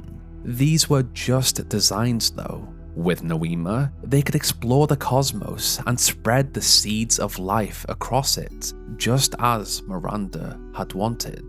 She believed that it was not their humanesque form that made them human, but it was their ideas, curiosity, and creativity. Focused on the continued improvement and creation of the machine, Athena moved her next trials to the Anthropic Hills. The machine was almost perfect. She later used Noema to perfect and create a functional somnodrome based on Melampus's old prototype, a device that allowed her to communicate with her deeper algorithm. Inside, she spoke with Miltohim. He was a primordial element of every human's psyche, the merged combination of two control programs, Milton and Elohim. A positive and cynical running together as one. Still, Athena had more to do. She used the Somnodrome technology and implemented it into the Noema machine. This way, she could use the machine by thought alone. In trial 7001 to 8629, Athena discovered that Noema no longer synthesized matter, it actually created the objects, items, and structures she requested. She knew that Cornelius would be excited about this, but she kept it to herself. To burden him with her presence was unfair. She truly believed herself to be at blame. She had lost both of her loves, Miranda to death and Cornelius to grief. To test the new power of Noema, she looked out into the vistas of these hills and generated huge, overwhelming statues in just a day. Decades passed as Athena continued to perfect Noema. She shut down the auxiliary sites she and her family had used across the island and tested from within the megastructure primary site. In New Jerusalem, Cornelius continued to work on the idea that he could bring Miranda back using his research in the museum on the archive and the simulation. Byron approached Cornelius one day in fear that the city had become stale. Life would soon be trapped inside of a dome once they finished it. Byron had reached out to Athena consistently over all of these years but had heard nothing. Cornelius told him that wherever Athena was, and whatever reason she had for leaving, she was still human, just like him. If Byron wanted to change things, he should be more outspoken and challenge the values of Herman. although he believed himself to be just an explorer, Byron did speak out against the founder and the goal, how they were not as important as they had been made out to be. Once again, these views had him labelled as a heretic. In The Dam, Trebuchet suggested that they maybe work on new projects as he felt that he did not have enough work to do. Hermanubus did not like this at all. He made Trebuchet feel like he had committed a crime. How dare he think of anything other than the goal? From trials 40,880 to 90,057, Athena eliminated every instability in the Noema machine. Trial 90,058 marked its completion, a successful deployment with version 1.0. Athena should have been happy in this moment. She had created a single equation through Noema to discover the mechanics of the cosmos. From quarks to galactic filaments, everything that made the world what it was, what made them who they were. She had the key to understanding the machine that was the universe and how to control it, the theory of everything. Every future was possible from her perspective, except one in which she could be with Miranda again, one where Cornelius was not heartbroken. She could rearrange the building blocks of the universe itself, solve the problems the citizens had, but none of it mattered, really. Her work had kept her mind active until this moment. With the theory of everything, she could calculate the future of the planet, all the things they will see or not see, if they chose to act. Over time, there would be volcanoes, asteroids, earthquakes, and floods. The moon would slowly drift away, but they would still be there. In 10 million years, every species would go extinct or be replaced. 100 million years until the rings of Saturn fell from the sky. 500 million until the sun started to get bigger and everything on Earth would die. If she did nothing, if her kind did nothing, every plant, animal, all that was beautiful on this world would wither and die. If the people of New Jerusalem did not change their way of thinking, they would just watch it happen. The universe would continue on for trillions of years, but everything they loved about Earth would be gone because they had chosen not to act, not to take control, not to be responsible, to stay in their bubble until the sun expanded and took them too. Her machine had taken Miranda, but it could be used to stop this. If she gave them her machine, they could stop this. But if they chose to use it irresponsibly, everything could end tomorrow. Athena could predict the future of the planet, the death of the sun, and the migration of the stars, but she could not predict humanity. Anything was possible. Nothing was certain. How could she choose what to do?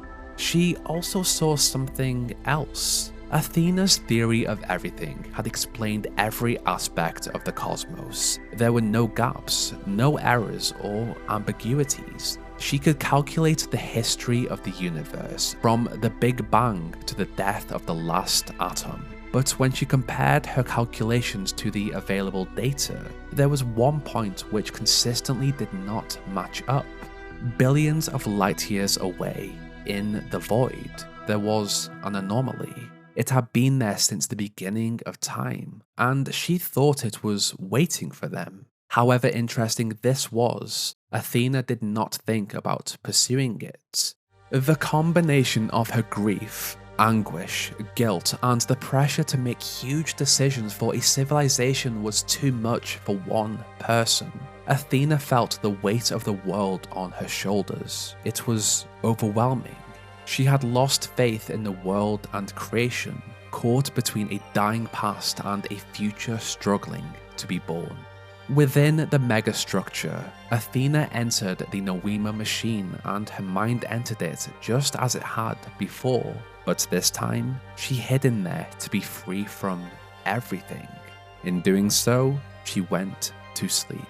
Her mind and the nightmare she fell into spilled out into the world through Noema. Her every hope, Fear, memory, and contradiction was printed into reality on the Isle of Atlas. In this dream-given form, they were expressed in the language of her childhood, a world of puzzles and towers built upon the design she, Cornelius, and Miranda had made. The islands she and Cornelius had travelled to escape New Jerusalem had become home to clusters of puzzles with secret stars and tetromino puzzles, just like she had solved back in the simulation. The megastructure locked down, and the only way to access her region in the device was for these puzzles to be solved and the towers in each cluster across the isle activated. With her mind trapped inside of the machine, Athena realized that she could not escape this nightmare. Her Elohim attempted to help her, but it was clear she could not do this alone. Her mind wanted to protect her from this grief, so it broke into new personalities to shield her from the pain, so that she could actually sleep in peace. In line with her love of Greek mythology, these personalities formed into Pandora, Prometheus, and the Sphinx, all brought into the real world by Noema. They protected her from the harsh realities of her world. Pandora watched over these clusters and believed she had to protect them from any who would trespass upon this land. She represented the part of Athena that feared her kind would use the machine for bad. In her mind, she was a child of Hephaestus in the kingdom of Artemis, and her purpose was to stand between any who arrived on the island and Athena. The Sphinx asked questions and attempted to understand the motives, thoughts, and ideologies of those who would arrive on the island. Prometheus, however, was the opposite of Pandora. He represented the part of Athena that believed they would use the machine for good, to spread life across the universe. He wanted to bring people to the island, for them to solve the puzzles, awaken the towers, and release Athena from her nightmare. Without them, she was trapped. To stop him, Pandora chained Prometheus within Olympus, also known as the megastructure, and she held him there. Without any interaction from the outside world, the Isle of Atlas fell dormant as Athena remained trapped in her nightmare, and time went on. Cornelius had lived for over 1,000 years. He had felt and seen so much. He was also one of the most influential and smartest people in his civilization, but he did not have what he wanted. Athena had stopped responding to his messages a long time ago, and he was not sure if she had left to go somewhere completely new, or if she had stopped responding to him. Cornelius's research into the simulation and Miranda had given him several ideas of how they could bring her back, but he needed to talk to Athena. There was hope. As he continued to receive no response, Cornelius planned to steal a VTOL if he had to see her. Herman had become stricter with unauthorized expeditions outside of New Jerusalem, and it was harder to get away. The mayor preached that exploration and expansion was far too dangerous for their kind. The goal was all they had to focus on. On a rare scouting expedition, Yaqut and his team later came across an island with remarkably varied geography, the Isle of Atlas. They did not step onto it, but from afar, they saw several artificial structures of some kind and recorded extremely unusual fluctuating energy readings from something in the middle, but they could not make sense of them. Byron took this information directly to the mayor, and he requested an expedition with a small team to explore the island. The energy readings could help them with their energy issues that they were having. The dam was not always reliable, and the solar power and generators also often broke down. Their power grid also overloaded frequently. The site, dubbed TTP-2, could also have more on it. They just had to explore it. Hermanubis declined this request. He told Byron that the site was too far away and not relevant to the goal. The birth of the 1000th citizen was close, and that was all they had to focus on.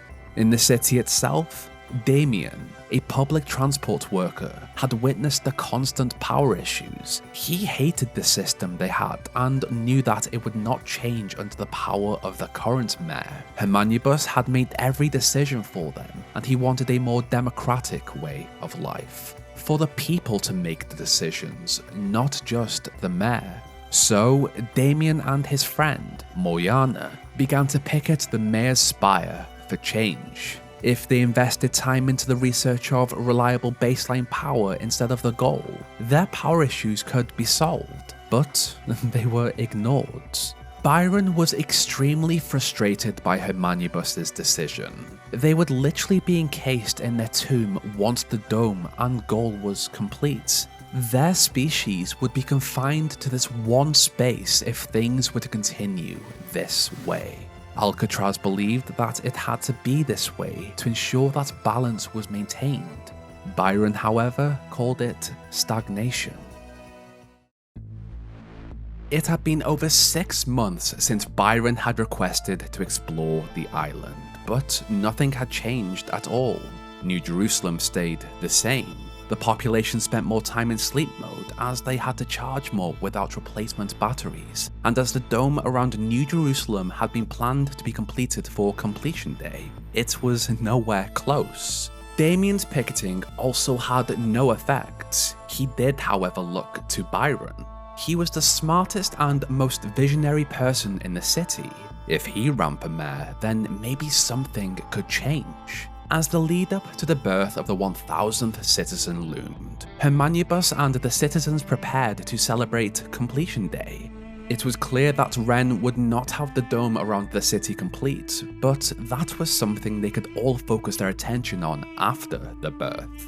The dam that housed the human creation technology was limited in space, but the mayor wanted to have the celebration event there. For the attendees, a lottery was set up and the winners were given an invitation. Byron and Alcatraz were lucky enough to win. For those who did not win a spot, a livestream was set up so that they could watch it anyway from New Jerusalem. On the day, everyone prepared for this historic event in their civilization. On the dam itself, a podium was set up and the attendees gathered. Inside, Neith completed the 1000th body and watched as the gold disc breathed life into it after it solved the puzzles in the booting process. Just like she had done many times before, Neith answered the questions of this new human. She told the tale of the fall of the ancient humans, the sacrifice of the progenitor, Alexandra Drennan, the simulation, and Elohim's fear of death, and of their kind now. Neith also explained that this was a historic day. His birth was quite the event, and everyone was outside, waiting for him. The goal had been completed the moment he had been born. Neith's job had also become obsolete. There would be no more humans. The mayor believed they could now live in balance with the rest of Earth in New Jerusalem. Neith's job was complete. No more humans, no more work. As the new human left the dam, he was greeted by people calling out his number like it was his name, 1K. Fireworks exploded in the distance as the mayor began his speech. He spoke of how many years ago, when the founder stepped forth from the simulation, this was a land of ruins, that their ancestors had not treated the planet well and it had cost them their lives. Their species had found themselves on the brink of annihilation, but the founder had allowed them to survive. Her vision of a city that knew its limits, that would not repeat the mistakes of the past, nor impose its will on the Earth. A goal of 1000 humans to populate the city. As Byron watched, he heard the same lies and propaganda Herman had spouted for centuries. But during this speech, a particle cloud appeared, and from it, Prometheus materialized. He had somehow broken free of Pandora's chains.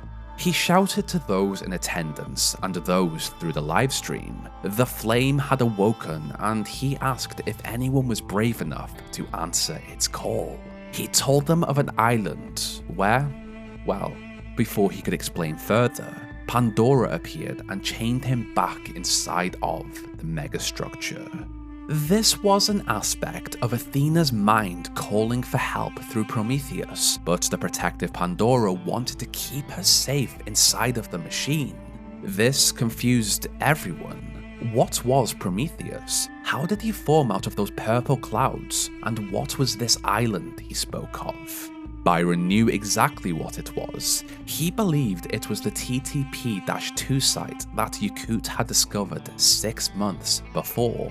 For those who saw Athena as the founder, an icon and religious figure, they believed it was a sign from her. Maybe she had sent Prometheus as a reward for their completion of the goal. Others thought it was aliens. A few suggested it could have been a collective bug in their code. Despite this, Cryer, the city's reporter, travelled across New Jerusalem with all of their opinions so that he could post them in his newsletter. What was for sure, this would go down as one of the most iconic days in their history. Not only had 1K been born, but something outside of their city had made contact. On a tram ride from the dam to the city, Byron was annoyed with Hermanubus's inability to allow them to further their research outside of the city. Alcatraz gave him the benefit of the doubt that he was just being cautious. However, the interruption of Prometheus had given Byron what he had wanted, an expedition to explore the TTP-2 site on the distant island. As 1K had not heard about the founder or the goal for the last few centuries, Byron asked that he join them as a fresh pair of eyes. On his way to a briefing in the conference room of the mayor's office, 1K was approached by Doge. He told the new human that the city was something else, that not everything was as it seemed. Doge himself was a part of a secret group who worked under the government to maintain stability and balance. They pushed agendas and manipulated those around them to keep the ideas of the goal in mind. Each member of this group also kept their affiliation with this sect secret. As of now, only Doge, Helga, Rand, Chansey, Linux, and Jeremy are believed to be members. Whether Hermanubus knew about this is unknown, but as the main person who shouted to the world of these ideas, it is likely that he participated, set up, or even set their mandates.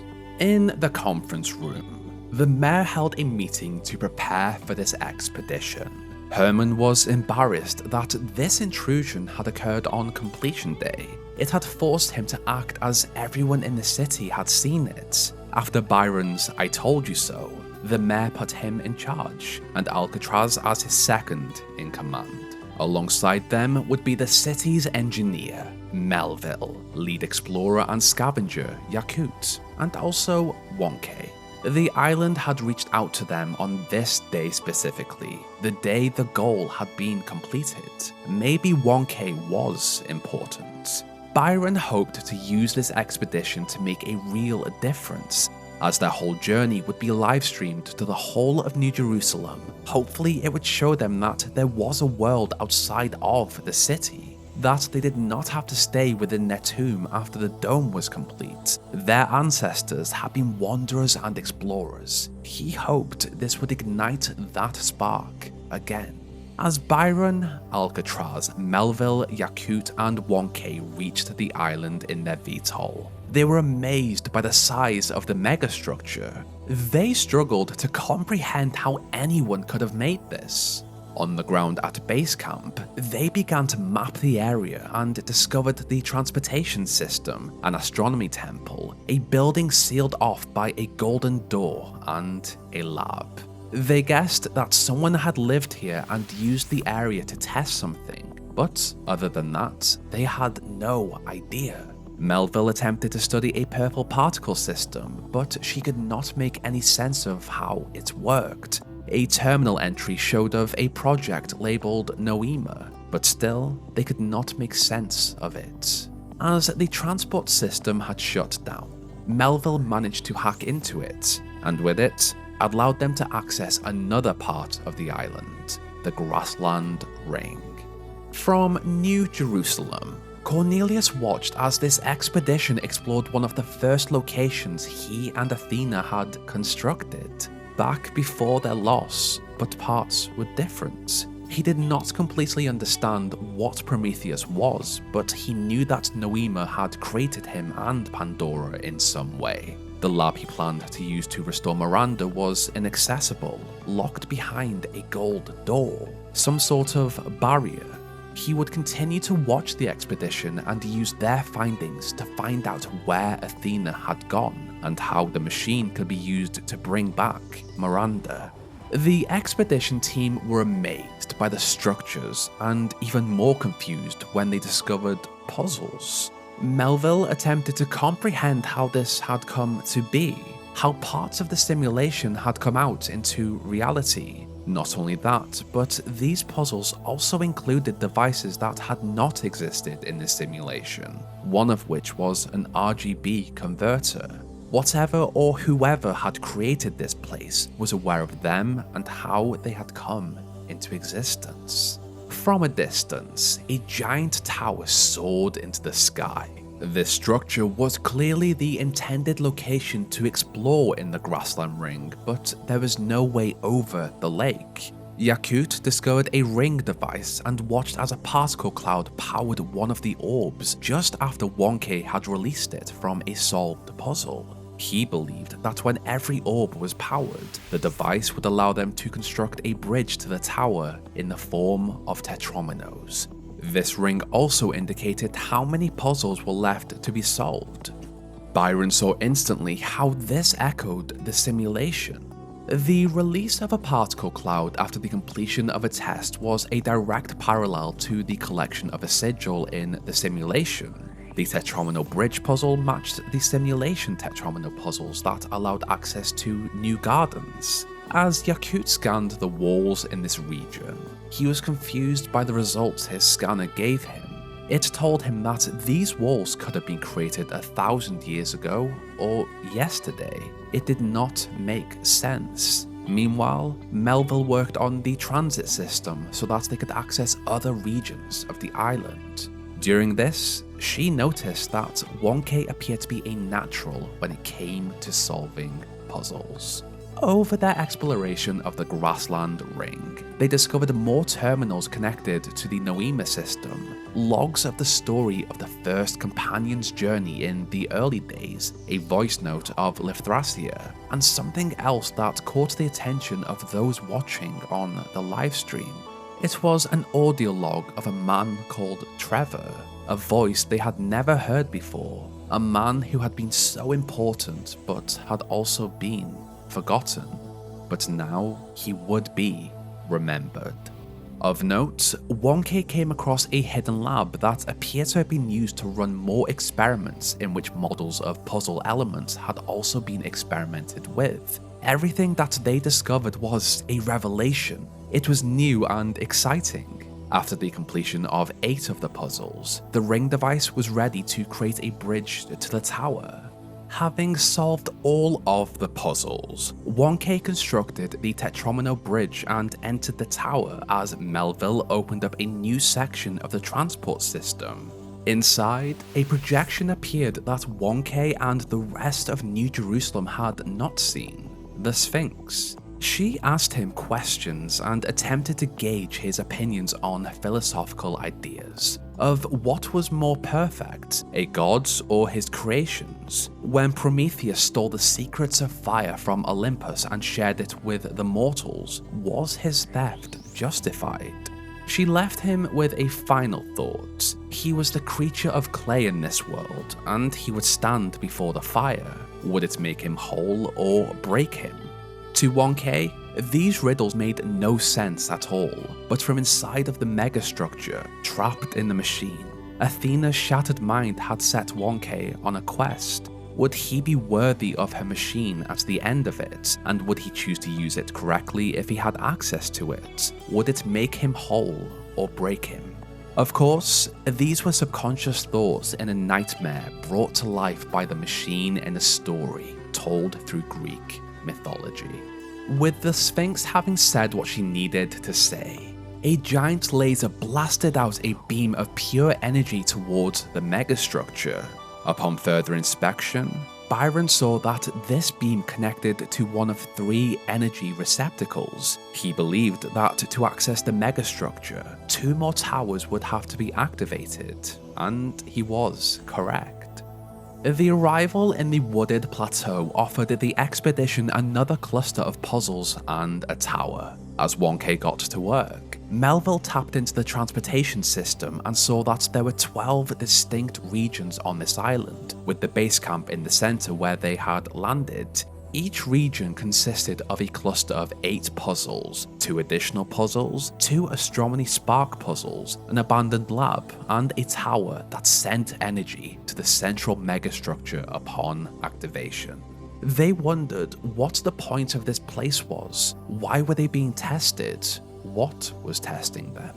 Within the lab in the wooded plateau, 1K looked through the terminals to find out more about this place. However, when he attempted to access a file, Schematic 108, the system sent out a surge of energy and he overloaded. In this state, Noema gave him a sort of vision of a memory. He saw Miranda, a person he had never met before. She pondered the universe and her function in it. Through the livestream, the expedition and those in New Jerusalem were just as confused as 1K. The city had never had a citizen by the name of Miranda. On the forums and through audio chats, they speculated about who she was and where she had come from. Was it possible for someone to have been born outside of the city? Zach suggested Miranda may be from another planet. Others threw out the theory that maybe their simulation was just one of many, and maybe there was another city out there. This line of thinking angered those who followed the thinkings of the founder and the goal, Thekla specifically. There was only one founder. How dare anyone suggest there was another one? As for Yaqut, as soon as he heard Miranda's voice, he was fascinated by her. She had such an optimistic view of the world. He wanted to meet her. The completion of the cluster of puzzles in the wooded plateau once again allowed 1K to create the bridge and enter the tower. At the top this time, he was greeted by a projection of Pandora. She ordered that he halt and stop his quest, that Prometheus had no right to call out to his kind, and that the flame was not for him. After her speech, Pandora disappeared, and just like the tower in the grassland ring, a laser cannon rose and let out a beam of energy towards the megastructure. Not too long after their arrival in the eastern wetlands, 1K completed the cluster of puzzles there, created the bridge, and after another interaction with the Sphinx, the 3rd energy receiver was activated by the 3rd tower.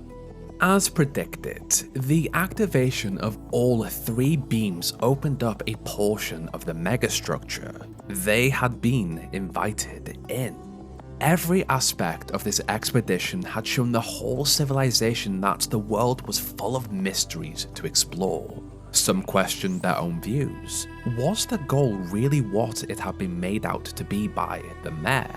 To enter the megastructure, the expedition entered the VTOL and flew in. Yaqut wanted to understand what they were dealing with. This place radiated with power, and the group wondered, was this too much power for them to control if they were able to understand it? Deeper into the structure, the group was faced with 3 more puzzles. 1K of course solved them quickly, and he went ahead on his own as the rest scanned and studied the area. In his curiosity, 1K placed his hand on a panel and attempted to access another Noema labeled file. And just as he had the previous time, he overloaded and had another vision. But this time, Miranda was not alone. Athena was with her, and Miranda called her mother. Athena appeared to be teaching Miranda about what they were and what their purpose was in the universe. This vision shocked the whole of New Jerusalem. A sighting of the founder, even in the system after her disappearance many centuries before, changed everything. Not only had she been on this island, but she also had a daughter. Byron was desperate to find her, and he believed that she was somewhere in this structure. The consensus was that Athena had somehow built this structure, but they could not understand why.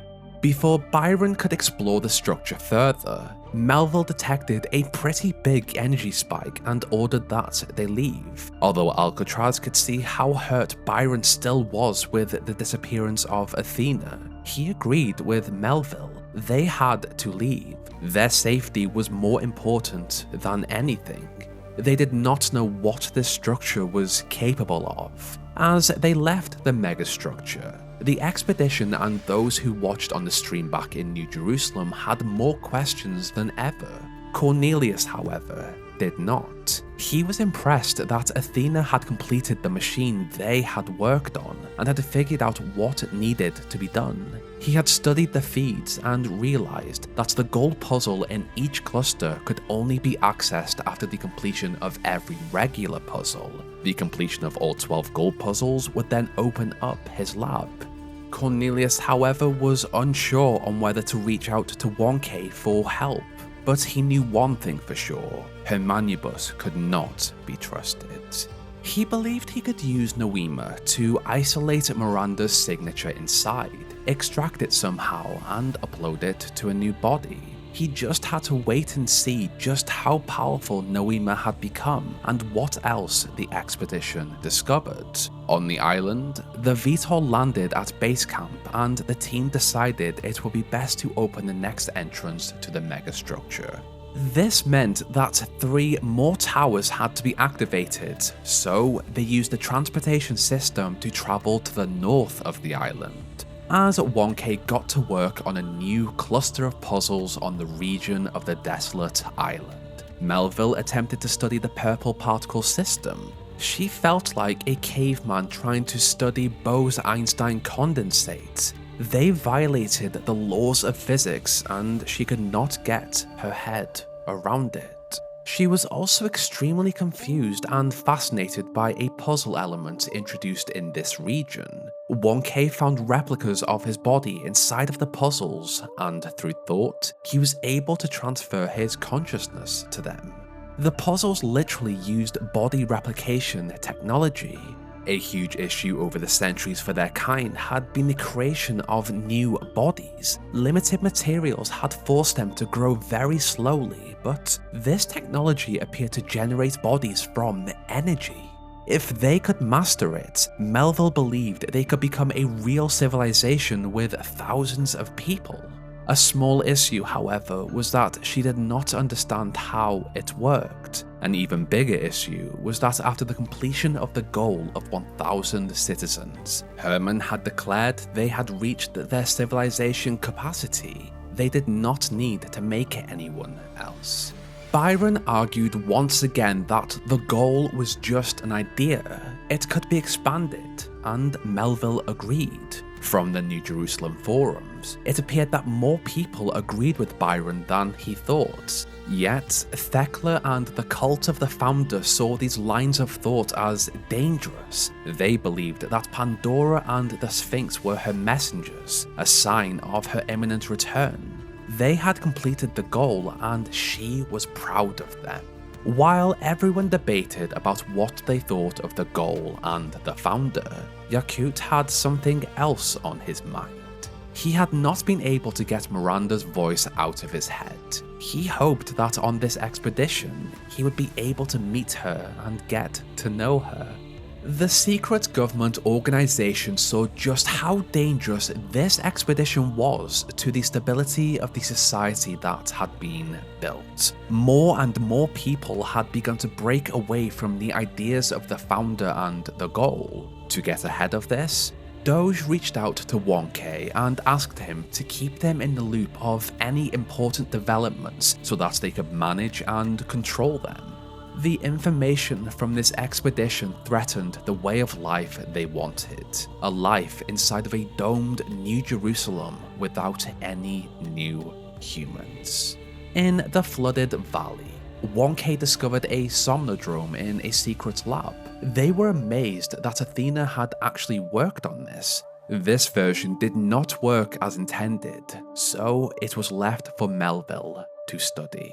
Byron truly believed that Athena had created everything on this island for them to complete. He did not know why, but he thought that Athena and Miranda waited for them at the end. If they could just complete every trial, then maybe Athena would return and break their civilization out of the loop Herman had put them in.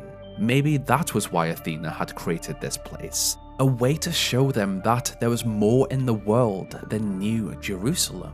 The activation of the 6th tower in the Lost Marshes once again offered the expedition a new entrance into the megastructure. Inside, Wonke accessed a terminal and overloaded once again.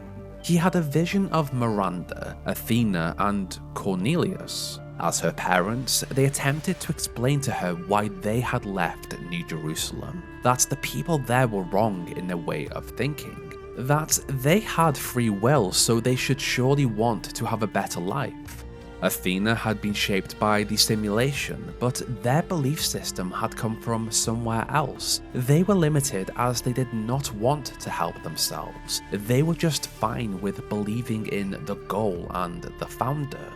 This livestream went against every value Herman had based his society around. The founder did not agree with their way of life, and she had left because of it. Still, some attempted to adjust her words to fit their narrative. Maybe she had lost her way. What if these visions were fake? Still, more of the population slowly continued to change their views. What if the goal was not everything? What if they could have more? Even more interestingly, the viewers pointed out that Cornelius had known where Athena was this whole time, and his research expeditions for years at a time had actually been to spend time with Athena and his daughter. As Melville attempted to extract as much information she could from the Noema system, she discovered that someone was signed in, but anytime she attempted to find out who it was, it glitched out. Further in the megastructure, Byron realized what this place was. It was a giant machine that Athena had built. While he was angry at Cornelius for not telling him where she was, Byron continued deeper into the structure to find her. He would speak to Cornelius when he returned. Wonke's completion of the central puzzle here opened up a passageway to a chamber. Before he could enter it himself, Byron raced ahead and placed his hand on the terminal. In this moment, he went through the files, and just when he thought he had found something of value, he, just like Wonke had many times before, overloaded and connected to the Noema system. Only this time, his mind entered sleep mode, but this was not a dream, it was Athena's. Byron was welcomed into this place by Athena's Elohim. He explained that this was a place of impossible hope and grief, a nightmare. Byron could not free himself from this place, but if he solved 7 of the puzzles here, Elohim would be able to tip the scales to remove a shell, and his location would be revealed to his friends on the expedition. As he looked around, he saw echoes of Athena's thoughts. He learned of Miranda's optimism and the machine that had taken her away. She blamed herself completely. Byron wanted to help her, to free her from the pain she felt. Elohim explained that these puzzles represented the physical manifestation of the part of Athena that wanted to stay trapped. He learned that she was Pandora, Prometheus, and the Sphinx, a shattered personality of a broken person in a machine that brought her nightmares to life. In the real world, the structure moved Byron's unconscious body out of reach as an energy surge worried Melville once again. With safety in mind, the group fled the megastructure and planned to rescue him when they activated the third entrance. Inside of the machine, Byron's mind could hear his friends, but he could not respond to them.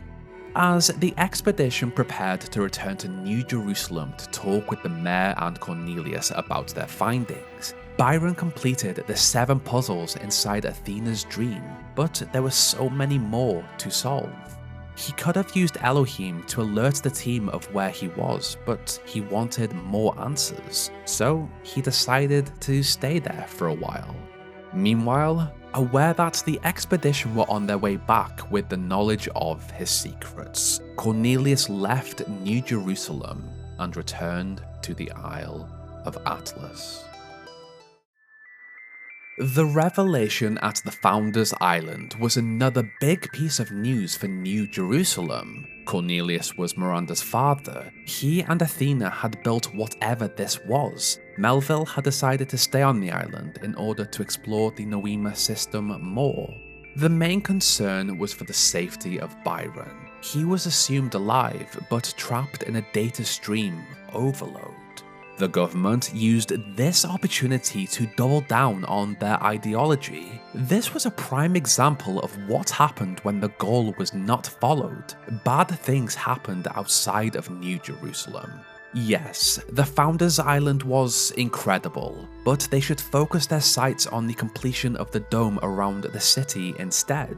Those in the cult of the founder believed that Byron had been punished for his views that clashed with theirs. Thecla was very harsh with this, but Byron was not the only one who thought this way.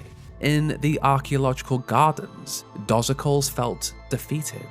Out of everyone in New Jerusalem, he had not found anyone to share his life with. The completion of the goal meant that no one else would be born, and he feared that he would spend his lifetime alone. If the goal of 1,000 citizens instead became a starting point, maybe he could find someone. The Founders' new technology may be able to help them grow faster and across the globe. Would it really be that bad?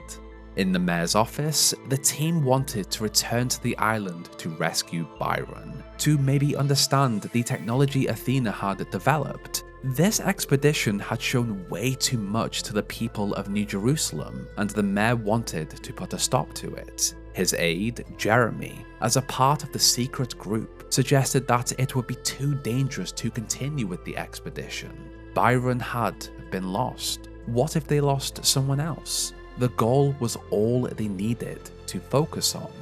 Despite this, the expedition continued on. As a result of Byron's intrusion in the system, it locked down completely. Only those who had a user profile were able to access it. Melville pointed out that because 1K had survived an overload from the system, Noema had assigned him a profile. Because of this, he would have to take more of an active role on the expedition.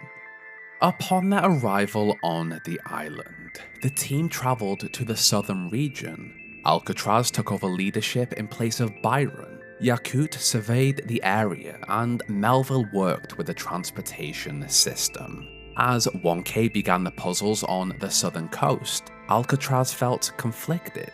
He fell into the camp that they should not impose themselves on the earth and stay within New Jerusalem. The revelation that Athena, the founder, had not only built this place, but she had also left because their people had fallen into a mindless loop made him question her. He thought that maybe she had lost her way. Meanwhile, Melville decoded a voice file and played it to the group. It was another monologue by Miranda. In it, she explained how she saw the language of creation as more of a melody, yet another one of her positive views of everything. Yaqut was happy to hear anything with Miranda, and the more he heard, the more his crush increased. The completion of the puzzles in this cluster and some work in the lab by Melville once again allowed 1K access to the tower. In the next region, the Verdant Canyon, 1K discovered a machine or generator inside of the lab here that outputted enough energy to power New Jerusalem twice. This technology could change their city for the better, if only they could convince the masses to change their ways. Within this lab, Pandora also attempted to halt 1K's process. She corrupted the files as he downloaded them, but this did not stop him from solving the puzzles and activating the second tower of the southern region. As the team arrived in the final southern region, the circular oasis, 1K searched for the lab but found only a crater. A terminal entry that had survived the blast explained what had happened. Miranda had died here. Yaqut was devastated. He had fallen for someone he had never met and never would meet. This new revelation in a line of many revelations once again triggered that sensitive topic. Was this technology too dangerous for their kind to control? Athena and Cornelius had created it, but even they could not save their daughter. The founder was not perfect. This further pushed Alcatraz to believe that this technology should just be left. The new Alexandria disaster had killed many of their own, and this one had killed the founder's daughter. Regardless of his thoughts, he still wanted to save his best friend.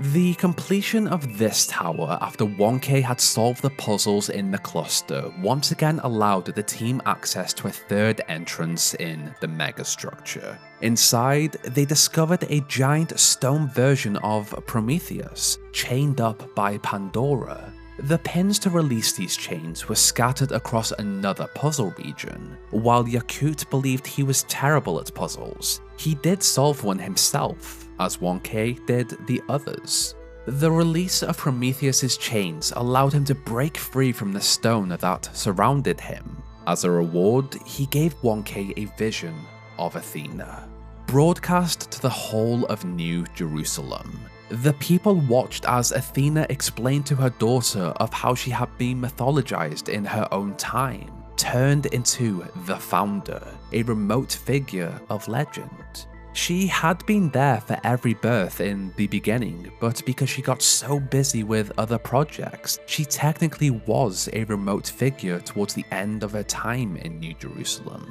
She wished she could have changed their perception of her, to see her as Athena and not the founder, but she knew that if she tried to tell them to see her differently, they would have obeyed, not agreed, like her siblings did to Elohim in the simulation. The myth was too powerful. The goal had become another part of the myth. To her, it was just an arbitrary number, something nice and round they could work towards. She had left because she wanted them to be independent, to think on their own. From Athena's words herself, the people heard that the founder and the goal were not real. Having heard this information, the expedition inside of the megastructure realized that there was nowhere else to explore in this section. Byron was not here. They would have to open the final door through the completion of the final clusters of puzzles. In the mayor's office, Hermanubis worried that this news could derail his power and control over New Jerusalem. While he did not believe in the ideas of the founder or the goal himself personally, his use of them had allowed his kind to return to a time of comfort after Athena had disappeared. To spin the narrative, Hermanubis, his aide Jeremy, and other members of his administration flew out to the island. He proposed that the founder had built this to test them. Thecla, however, did not believe the lies that the members of the expedition or Prometheus shared about the founder. This was a turning point in their civilization. On the forum, Benaroya feared that if they remained at 1,000 citizens, a class system could form. Some were also aware of the secret group in government. If their power began to reduce as they did not leave the city, they feared that some citizens would be given more power than others. Jeremy denied that this would ever happen and that they had to be careful and stay in New Jerusalem. With all of this going on, Melville discovered the plans Athena had made of alien cities, spaceship launch pads, and teleportation devices. It was clear Athena had looked to the stars. Their arrival in the Anthropic Hills revealed the discovery of a functional somnodrome in a hidden lab. Wonke decided to enter it and was given this rare opportunity to speak to his subconscious. This came in the form of Miltohim, the combination of Elohim and Milton, an optimistic caretaker and a cynic merged. Throughout their conversation, Wonke gained a deeper insight into his and everyone else's deeper algorithm. They talked about their moral code and how they viewed the universe. Their kind operated on intrinsic moral logic. It was what made them human. This conversation was enlightening. After Wonke left the Somnodrome, he was approached by Jeremy. The aide requested that Wonke not reveal what he had seen to anyone else. Interestingly enough, his live feed had shut down during his time there. Jeremy worried that if this information was revealed to the public, it would push the citizens to think more. He feared that if each human made their own rules and own decisions properly, there could soon be 10,000 of them in a world war. Whether he truly believed this, or if it was an attempt to persuade Wonke, is unknown. As Wonke left the lab, he was greeted by Cryer, who had flown out to report on the expedition. Everyone knew that Wonke had used the Somnodrome, and Cryer asked if he was willing to share what he had seen inside. In one version of this timeline, Wonke decided to hide this valuable information. In what I believe is the canon decision, Wonke believed that information should be shared, and the citizens of New Jerusalem deserved to know how their minds worked. Later on, as the Puzzle Master, Wonke solved the puzzles of the western regions of the Western Delta, Anthropic Hills, and the High Plain. With this, 3 activated towers meant another entrance to the megastructure was available. As the expedition prepared to enter the structure, Herman pulled Wonke aside for a conversation without streaming it. He said that his people in New Jerusalem were losing faith in the goal, and it was partly because of Wonke and his discoveries. He admitted that he had exaggerated what the goal was, and that he had helped build the myth around Athena. He claimed it was about giving the city what it needed to be invested in a common narrative so that they would not go the same way as their ancestors. He feared that whatever Wonke found in the megastructure would destroy what he had built. He even admitted that he had listened to Alexandra Drennan's voice notes, but he did not think she was right. Meanwhile, inside of the machine itself, Byron worked through the puzzles in Athena's nightmare and understood almost everything that had happened. Her grief, pain, and loss, why she had acted the way she had, and most importantly, why she had left. Upon the completion of the final puzzle, the dream changed around him and another version of himself appeared. This other version of Byron told him that he was caught in a loop.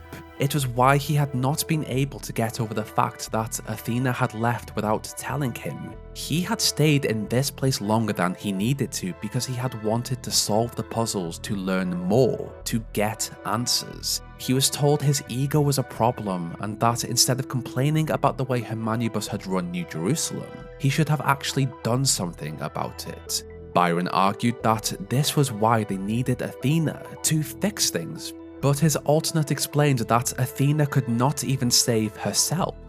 This pulled Byron out of his loop of thinking. His personal insecurities had gotten in the way of him making the change he wanted to see in the world. He should have just taken responsibility.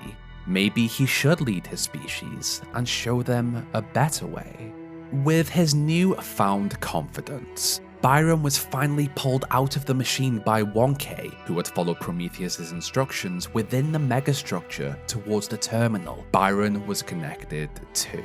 Free, Byron understood this machine and wanted to show Wonke what he knew.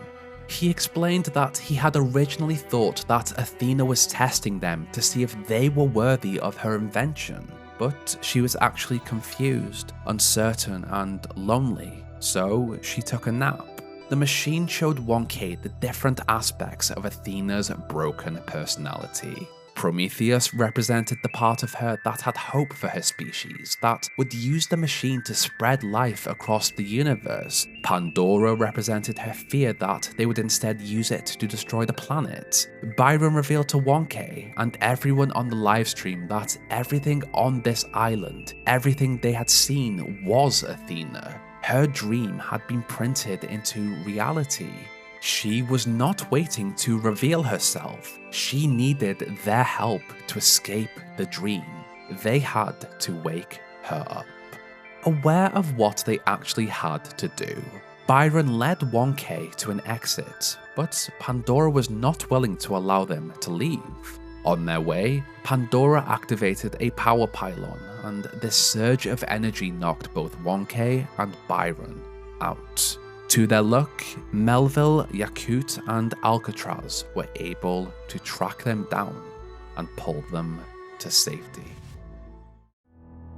1K had been seriously injured in this attack, and as he was taken to the dam to be repaired, the rest of the expedition returned to the city. Everything that had happened on this expedition changed New Jerusalem. Their human history could have gone in so many different directions at this moment. A lot of people wanted to move away from the ideas of the goal and the founder, as they knew that Athena was actually just like them, and now she needed their help to be freed from her nightmare. In the different versions of how this could have gone, new candidates attempted to become mayor to enforce their own policies. Hermanubis could have stayed on. He could have retired. In one version of the timeline, Rand, the archive scholar, gave it a go, and even Jeremy was given the power in another. In reality, given Byron's newfound confidence and belief in himself, he ran and was elected as the mayor of New Jerusalem.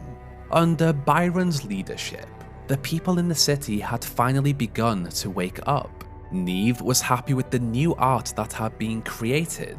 Others wanted to make movies. Byron ordered for new mining and scouting expeditions so that they could expand the city and source new materials. Athelvok drew an image of what they hoped New Jerusalem would look like in the future. A wealthy city, abundant, prosperous, full of life and energy. With new sources of energy production, material scavenging, and strong leadership, New Jerusalem was on a new trajectory.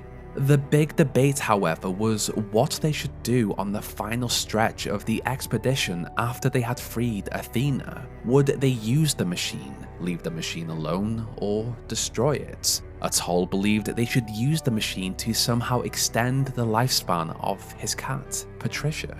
Several weeks after the electrical incident in the megastructure, 1K woke up in the dam. So much had happened in such a short amount of time, but with him up and ready to go, the expedition decided it was time to return to the island. Mayor Byron organised a VTOL for travel, and they set off.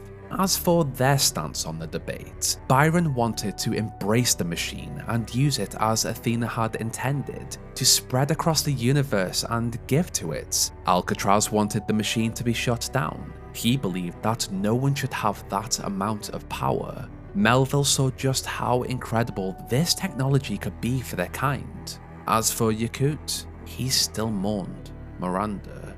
As they landed at base camp, 1K made sure to solve every gold puzzle across the island, which in turn opened up Cornelius' secret lab. By the time 1K had returned to the lab, he found Cornelius inside. He had figured out how to bring Miranda back. He had studied the advancements Athena had made to the device in his absence. He had created a somnodrome-like device that connected to the machine. Upon 1K's arrival at the lab, Cornelius explained to 1K his plan.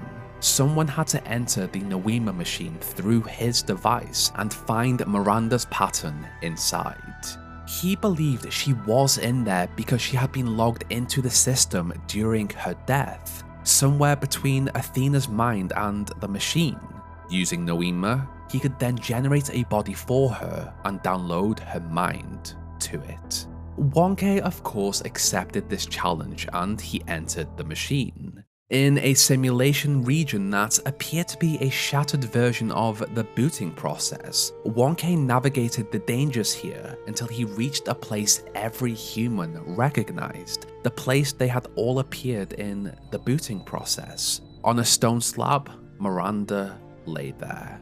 As Wonke approached Miranda, she woke up and told Wonke that she had been trapped here with no escape. She had screamed, she had heard her mother's voice, but no one could hear her. With this mission a success, Cornelius created a new body for his daughter through Noema and downloaded her mind into it. He had essentially brought his daughter back to life. Before Wonke left with the expedition to enter the megastructure to save Athena, he also entered the astronomy temple.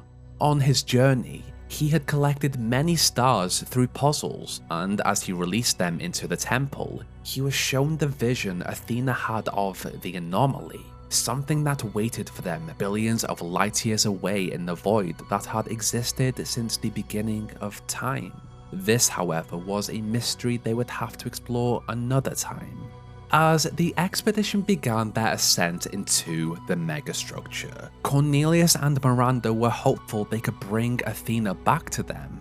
If anything, Miranda's resurrection could help them break her free. Inside of the megastructure, the expedition were greeted by the Singularity. This machine was incredibly powerful and it warped reality around it, as Wonke had essentially been chosen by Prometheus to begin this quest. It was suggested he finish it. Wonke worked his way through the megastructure and saw how space and time acted differently the closer he got to Athena.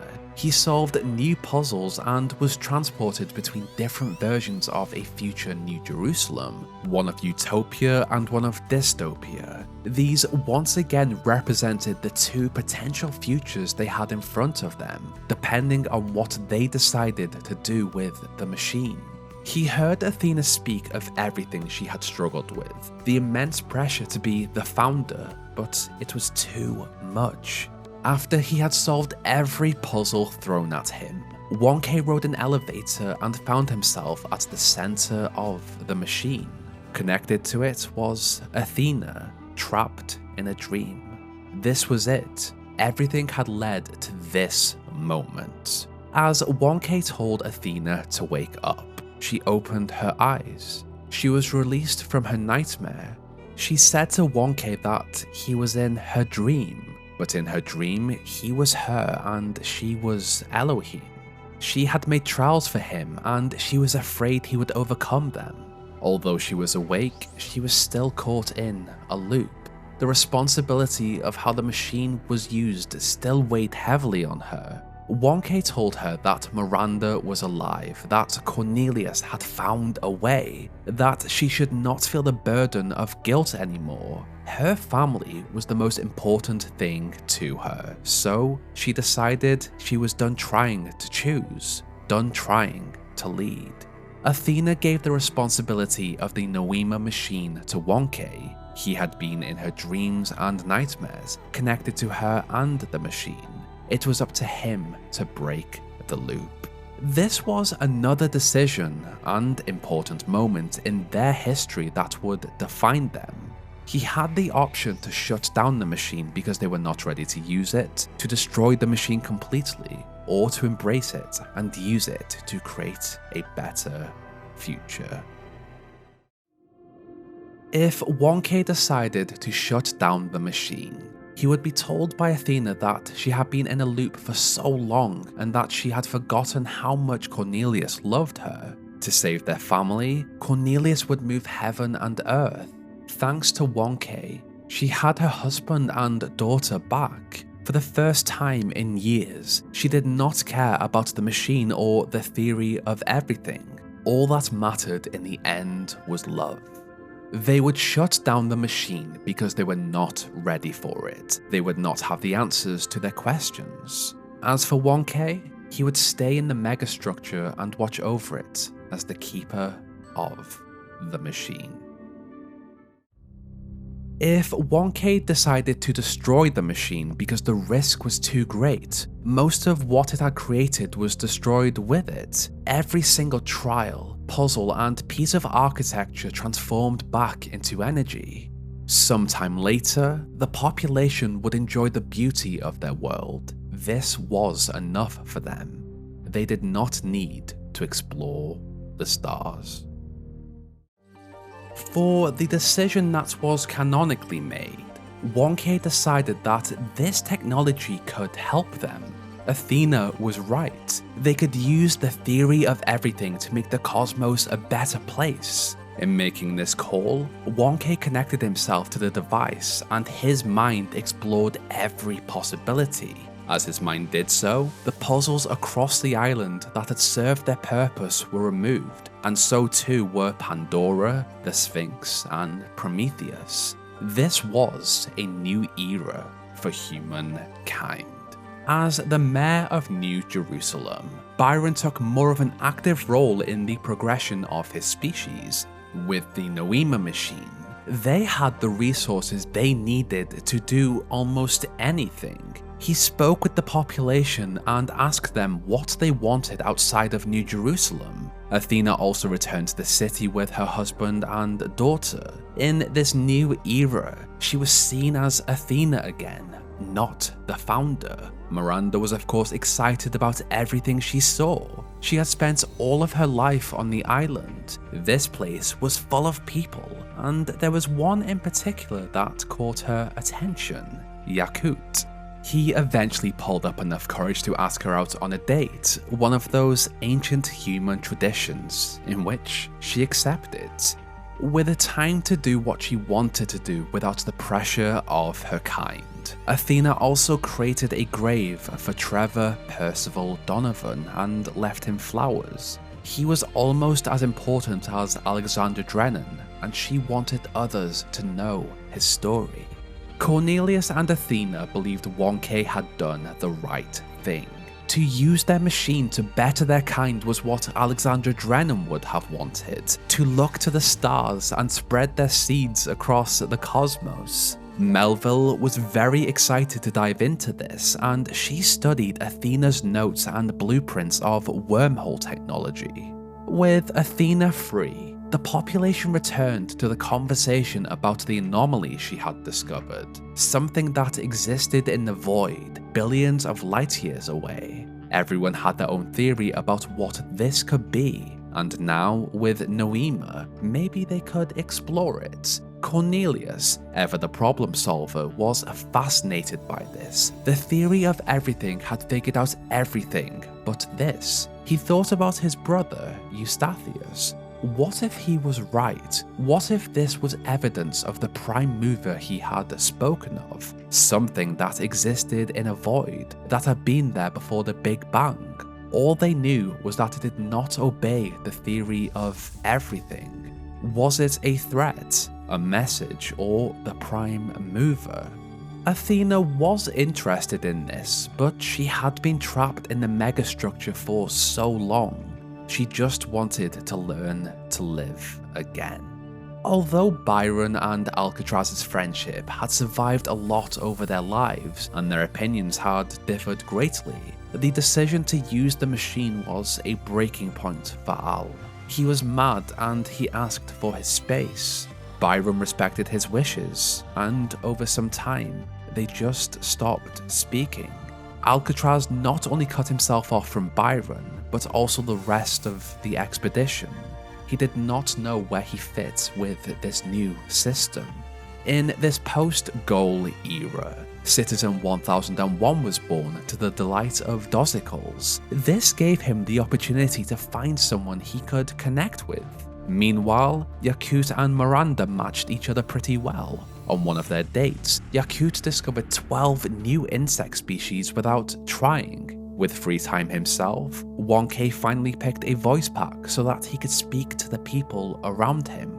1K's leap of faith for their kind had worked in their favour. More VTOLs were constructed so that they could explore more of the Earth, and after a break, Athena returned to help on projects. Melville was also able to create a stable wormhole to another planet. In yet another iconic moment for their kind, Athena suggested that 1K be the first to step foot on another planet, but he insisted that it should be her.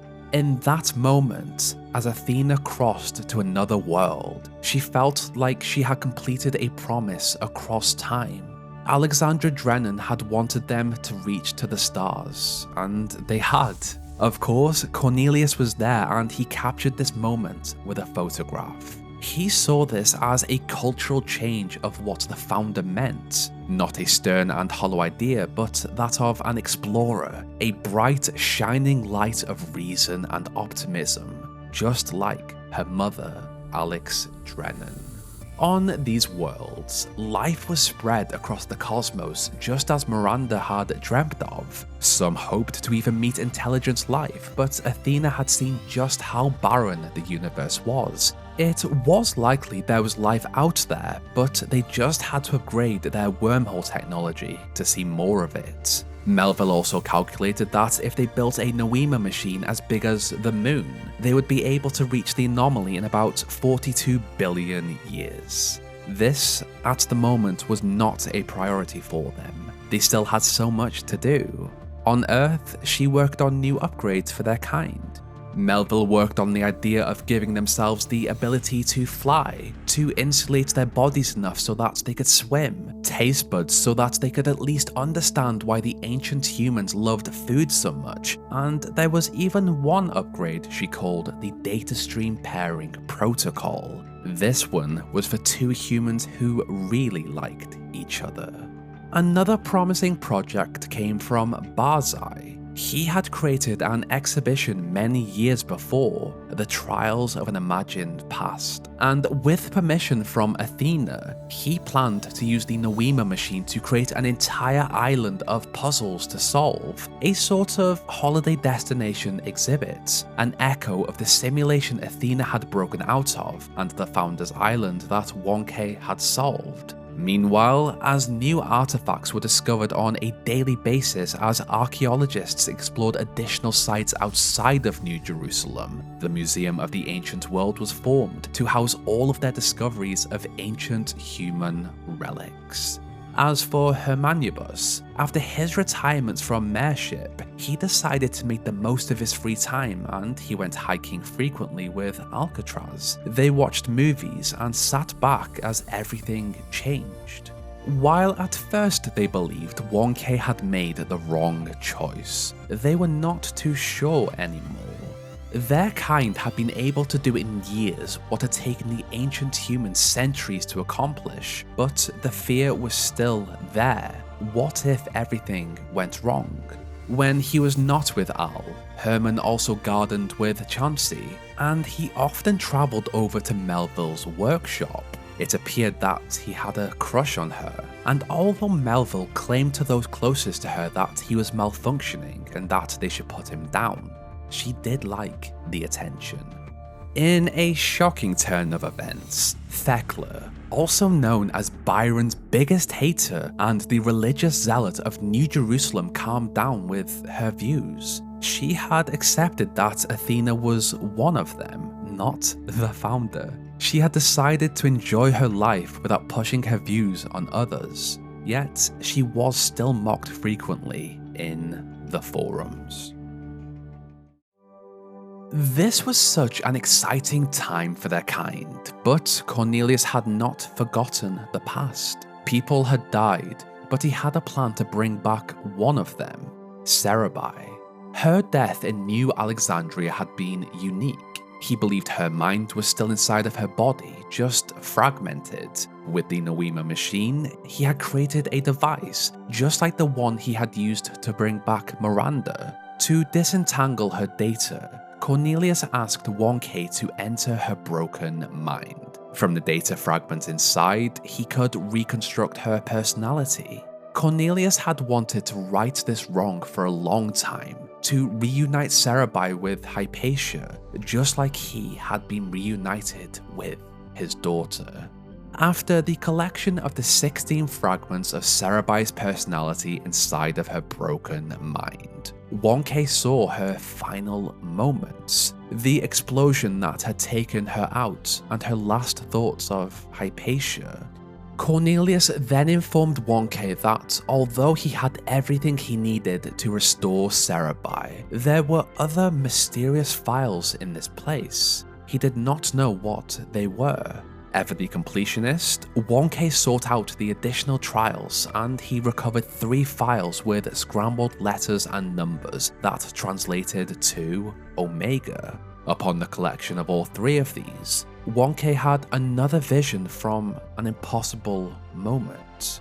It began as Sarabhai's mind crossed over to somewhere new after the New Alexandria disaster. It was a moment after her last moment. She did not exist. Everything was dark, but there she was. Then there was a light and it saw her. It even knew her name.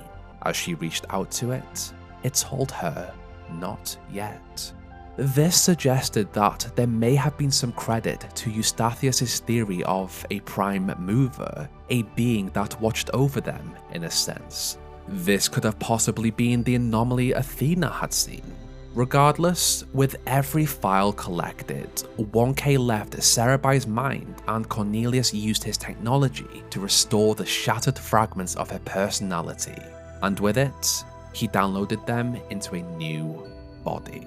This was a special moment. Hypatia had waited for centuries and held on to hope that maybe she would see Sarabhai someday, and this was that day. Their love had survived for centuries. With a second chance at life, Sarabhai began a group with Hypatia. The aim was to look at the best methods to prevent the number of species that were threatened by non-anthropogenic factors. In simple terms, the species on Earth who were unable to compete with stronger species, those who failed to adapt to changing conditions on the planet, and diseases. Doge had been a part of the secret government group that had done everything in their power to keep the population under the illusion of the goal. But under the mayorship of Byron, he wanted to do better and he asked if he could join Sarabhai and Hypatia's group. Their kind did not blacklist people if they wanted to change for the better, so he was accepted with open arms. This was just the beginning for them. As the years passed, new humans were born. However, on one day, there was a pretty unique and interesting birth. Neith looked down at a new human. This was 1042. After he had picked his voice pack, he called himself Elmore, and there was something incredibly familiar about him. It appeared that instead of drawing from the collective personality data on the gold disk, the algorithm had instead drawn from the holistic integration manager data. Elmore was a human version of Elohim. He sounded like him, and in all essence was Elohim, but he was more relaxed. He was not a caretaker, he was a human.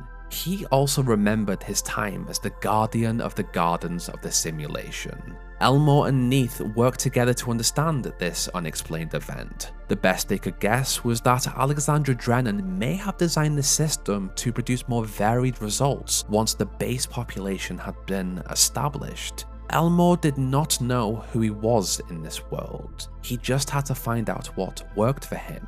Yet, it would be an interesting reunion with Athena. If a personality could be generated directly from the simulation, could Milton be restored in human form? Or maybe some of the siblings who had merged together to form the base code for their kind?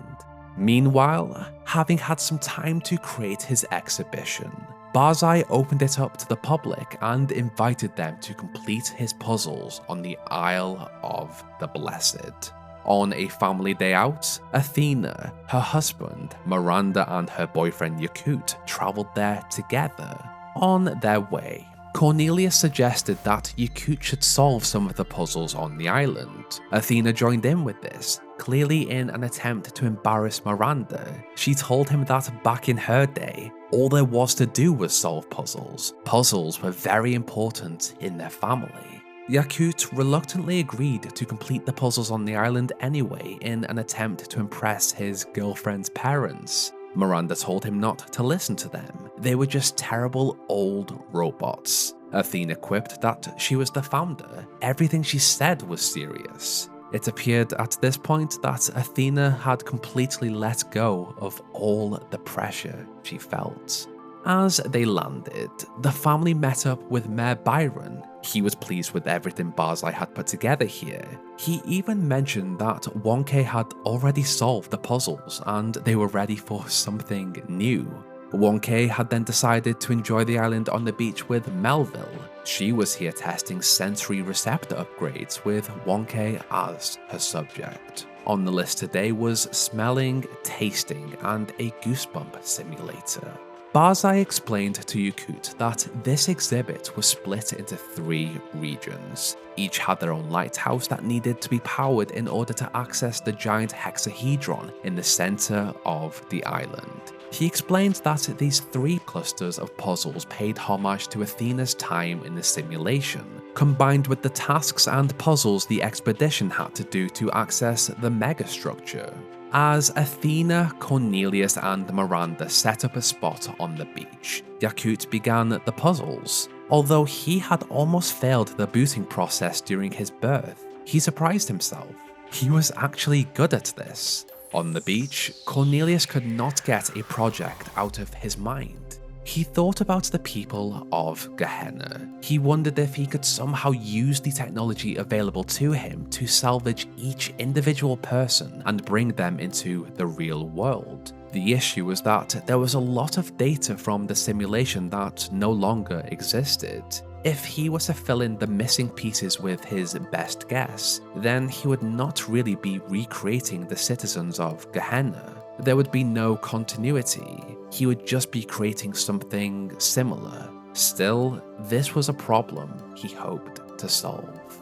On the forum, the announcement of a new underwater city was discussed, but they needed a name for it. The suggestion of New Atlantis worried Zimiamvia. They believed that the name would tempt fate, and Pellegrino's suggestion of Rapture was shot down fairly quickly. It appeared that while he had read about the City of Rapture in the ancient human video game of BioShock, he had missed the point completely about why it had been created in the game.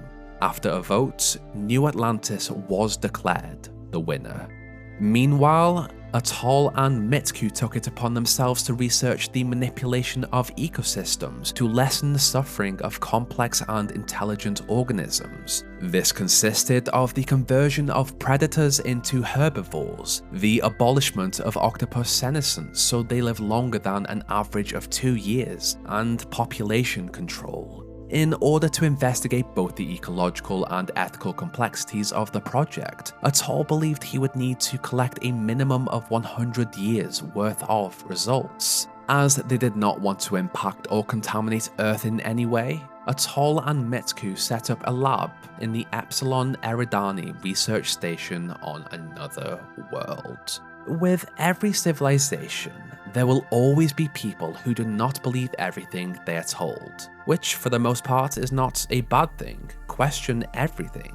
Yet, Trinculo believed that the exploration of the ancient humans was boring and their kind had not developed wormhole technology. It was a lie. In response to the posts on the forums, the population just stopped giving him any attention. As Yaqut worked through the puzzles, the group chat of Yaqut, Byron, Melville, Miranda, 1K, Athena, and Cornelius discussed Alcatraz and how he and Byron had not spoken. They had been best friends, but the end of the expedition had changed things. Alcatraz also happened to be on the island, but Byron consistently came up with excuses in order to avoid talking to him. Frustrated with the awkwardness and with everyone missing Al's company, 1K added him to the group call. Enough time had passed for both Byron and Alcatraz to think about and deal with what had happened at the end of the expedition. Almost instantly, they apologized to each other. Their friendship had always thrived on their ability to disagree with each other. They agreed that they should have just spoken about the decision to use the Noema machine. Al had almost accepted that it was a good decision after all of this time. He had also really missed his friends. He just did not know how to approach them after all this time. Yaqut had really impressed himself during his time on this island as he raced through the puzzles. On his way to new ones, he also stepped into apparitions of Barzai loaded with audio logs. In these, he spoke of his view of the cosmos. Barzai also subscribed to the theory of a grand creator, the prime mover Eustathius had spoken of. The discovery of the theory of everything had not shaken his belief in this. If anything, he believed in a creator who saw no difference between mathematics and music, whose suns and planets were notes of a melody and galaxies were symphonies, all created by someone. Or, if there was no creator, the duty to complete the masterpiece that was the cosmos fell to them.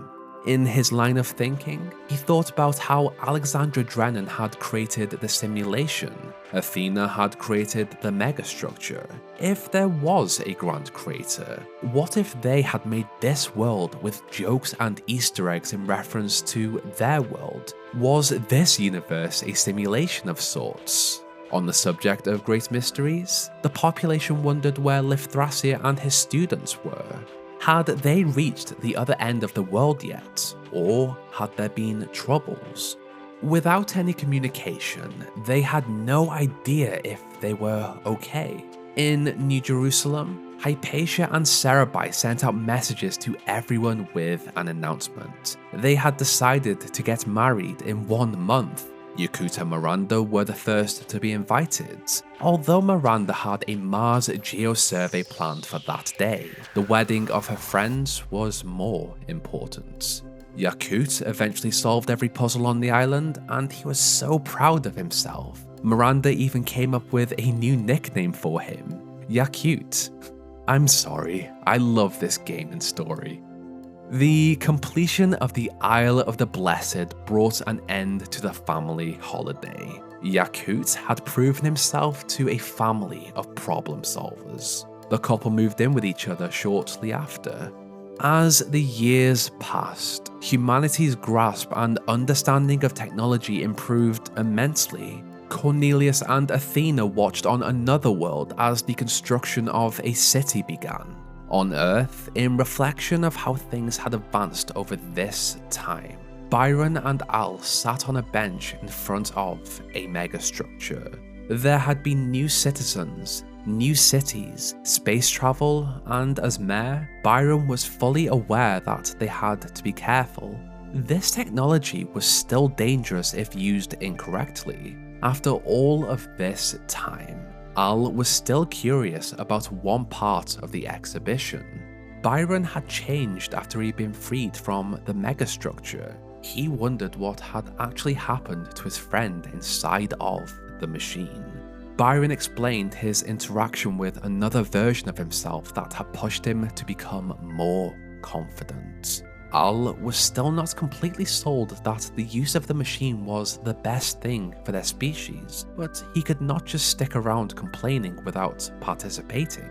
He would not allow himself to be stuck in a loop of pity. Just like Athena had been stuck in her loop of grief, Byron had been stuck in his loop of low confidence and ego. He wanted to help. Far into the future, Alcatraz thought about everything he and his kind had gone through in those early years of their civilization so long ago. When humanity was young, he remembered it all. The places, the names, their flaws, fears, and their clunky old bodies. He used to have regrets, but when he looked back now, he felt nothing but love. The world had eventually changed and they changed with it. As for the bonds that were forged in those early years, so long ago on that distant blue planet, those bonds were never broken. They were still here, and they were still human. All of this had happened because of Alexandra Drennan's fascination with the Talos Principle. If I could describe the Talos Principle in just 3 words, I would call it a hopeful melody. It is a story of endurance, survival, and optimism. The fact that we, as humans, are here and can look out to the stars and think about making the cosmos a better place filled with life is remarkable. As Miranda put it, the language of creation was a song.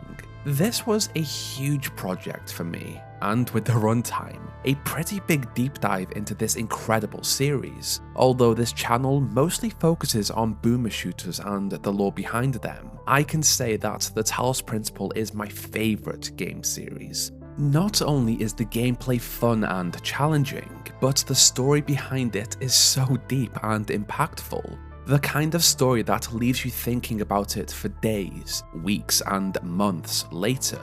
Even though this timeline is huge, and this may be my biggest timeline to date, there are still questions. What was the anomaly? Was it an indication of the prime mover Eustathius and Barzai thought about, or was it something else? Did Liththrassia and his students make it to the other end of the world on foot? And did Cornelius ever figure out how to restore the citizens of Gehenna in the real world? All of this began because Alexandra Drennan wanted to leave the planet to something else. Her sacrifice led to a new civilization that honoured the ancient humans and continued as one of them. Even now, I am actually okay with never finding out these answers. For the humans, life went on and they figured out mysteries as they came along. I loved the story of Trevor and Alex. I found Hypatia and Sarabhai's story heartbreaking. Luckily, Orpheus ascending allowed us to fix that. As for the game itself, you can tell that Crow Team really cared about the game they were making. The first Talos Principle asked the question, what makes a human human? What makes a person a person? The Talos Principle 2 somehow improved upon perfection. It asked, what do we do with our world? Do you impose ourselves upon it, or shut ourselves away? But the answer was balance, to live in and with the world. I know so many people worked on this game, but I do want to praise Jonas Karatsis for the incredible world and story he wrote. Tom Joubert and Verena Karatsis were also important writers. The incredible music you have heard throughout this video and in the game was made by Damian Maruvanak. He also had a self-insert in the game as the robot playing the guitar. I am also sorry if I butchered the pronunciation of any names there. As of now, I would love a Talos Principle 3, but only if it worked with the story and the world they have already established. There are, however, so many avenues they could take this. Liththrassia, the anomaly, or even the Gehennan's creation in the real world could be great stories to explore as a game or as another DLC. It is hard to condense my feelings of this game. It is a little overwhelming because of how grand it is. My final thought really is that this series is a masterpiece, a gem in a sea of games. I like that it made me think about myself as a person, the person I want to be, and what it means to be human. Both games are perfect in my eyes. Well, 99% perfect. The other 1% being those Tetromino puzzles in Talos 1, the Tetromino bridges in Talos 2, and the Swapper tool. Personally, my favourite tool was the field generator introduced in the western regions of Talos 2. I would have loved more puzzles with those. This video is so long because I wanted to cover as much of the story as possible, to add the theories and thoughts behind different characters, but I have left some out because I just could not add everything. The subtitles also include the robot numbers, so if you are wondering what those numbers were and have had the subtitles on, that was their number of birth. It is also something to look for if you rewatch this. This was a lot of information inside of one video, a lot of time on one video, and I loved making this. I hope you enjoyed it. The creation of this video took around 3 months. In that time, the channel hit 200,000 subscribers. I watched the entire 11 seasons of Below Deck while editing. I've lost about 20 pounds of weight by eating better, posted several videos on topics I found fascinating, begun to plan my wedding, looked at a potential house for the future, attended events, parties and gatherings in an attempt to be more social. There was a major Half-Life 3 leak, Croc is getting a remaster, Doom is getting a new game in the series. All while in the background of these things I consider significant and important to me, the philosophy of the Talos Principle has been there, a constant part of my life. A lot can happen in 3 months, so much in such a short amount of time. This video is a love letter to the series, a passion project. If you like this video, please give it a like, subscribe and comment. This took a long time to make. This is also a game that is outside of the regular content I cover, so I don't think the algorithm will pick it up sadly. But this was a passion project. I hope it does because I wanted to share this story and push people to play the games and have their own experience with it. Any interaction is appreciated. I would finally like to thank my gold tier patrons and channel members: Jonas, Lewis, Queen Arby, Fluffy the Dragon, Chicken Guy 791, Ruben Mendoza, Duke, Toadnut, Oren X, Azu, Karatana, AJ, Verona, Comfy, BG Games, Apravis, Arnis, Blaze of Glory, Cole Sherman, Yali Rodriguez, Nabar, 501st Clone Boy, Drakey Phoenix, Logan Scott, Tamarin, and Average Soul. I will leave you with some questions. Did you side with Byron or Alcatraz in the use of the machine? Which puzzle element did you love the most? Which one did you dislike the most? And what was your lasting impression from the story? Please let me know in the comments below. This is where our story ends. Check back soon for a new one.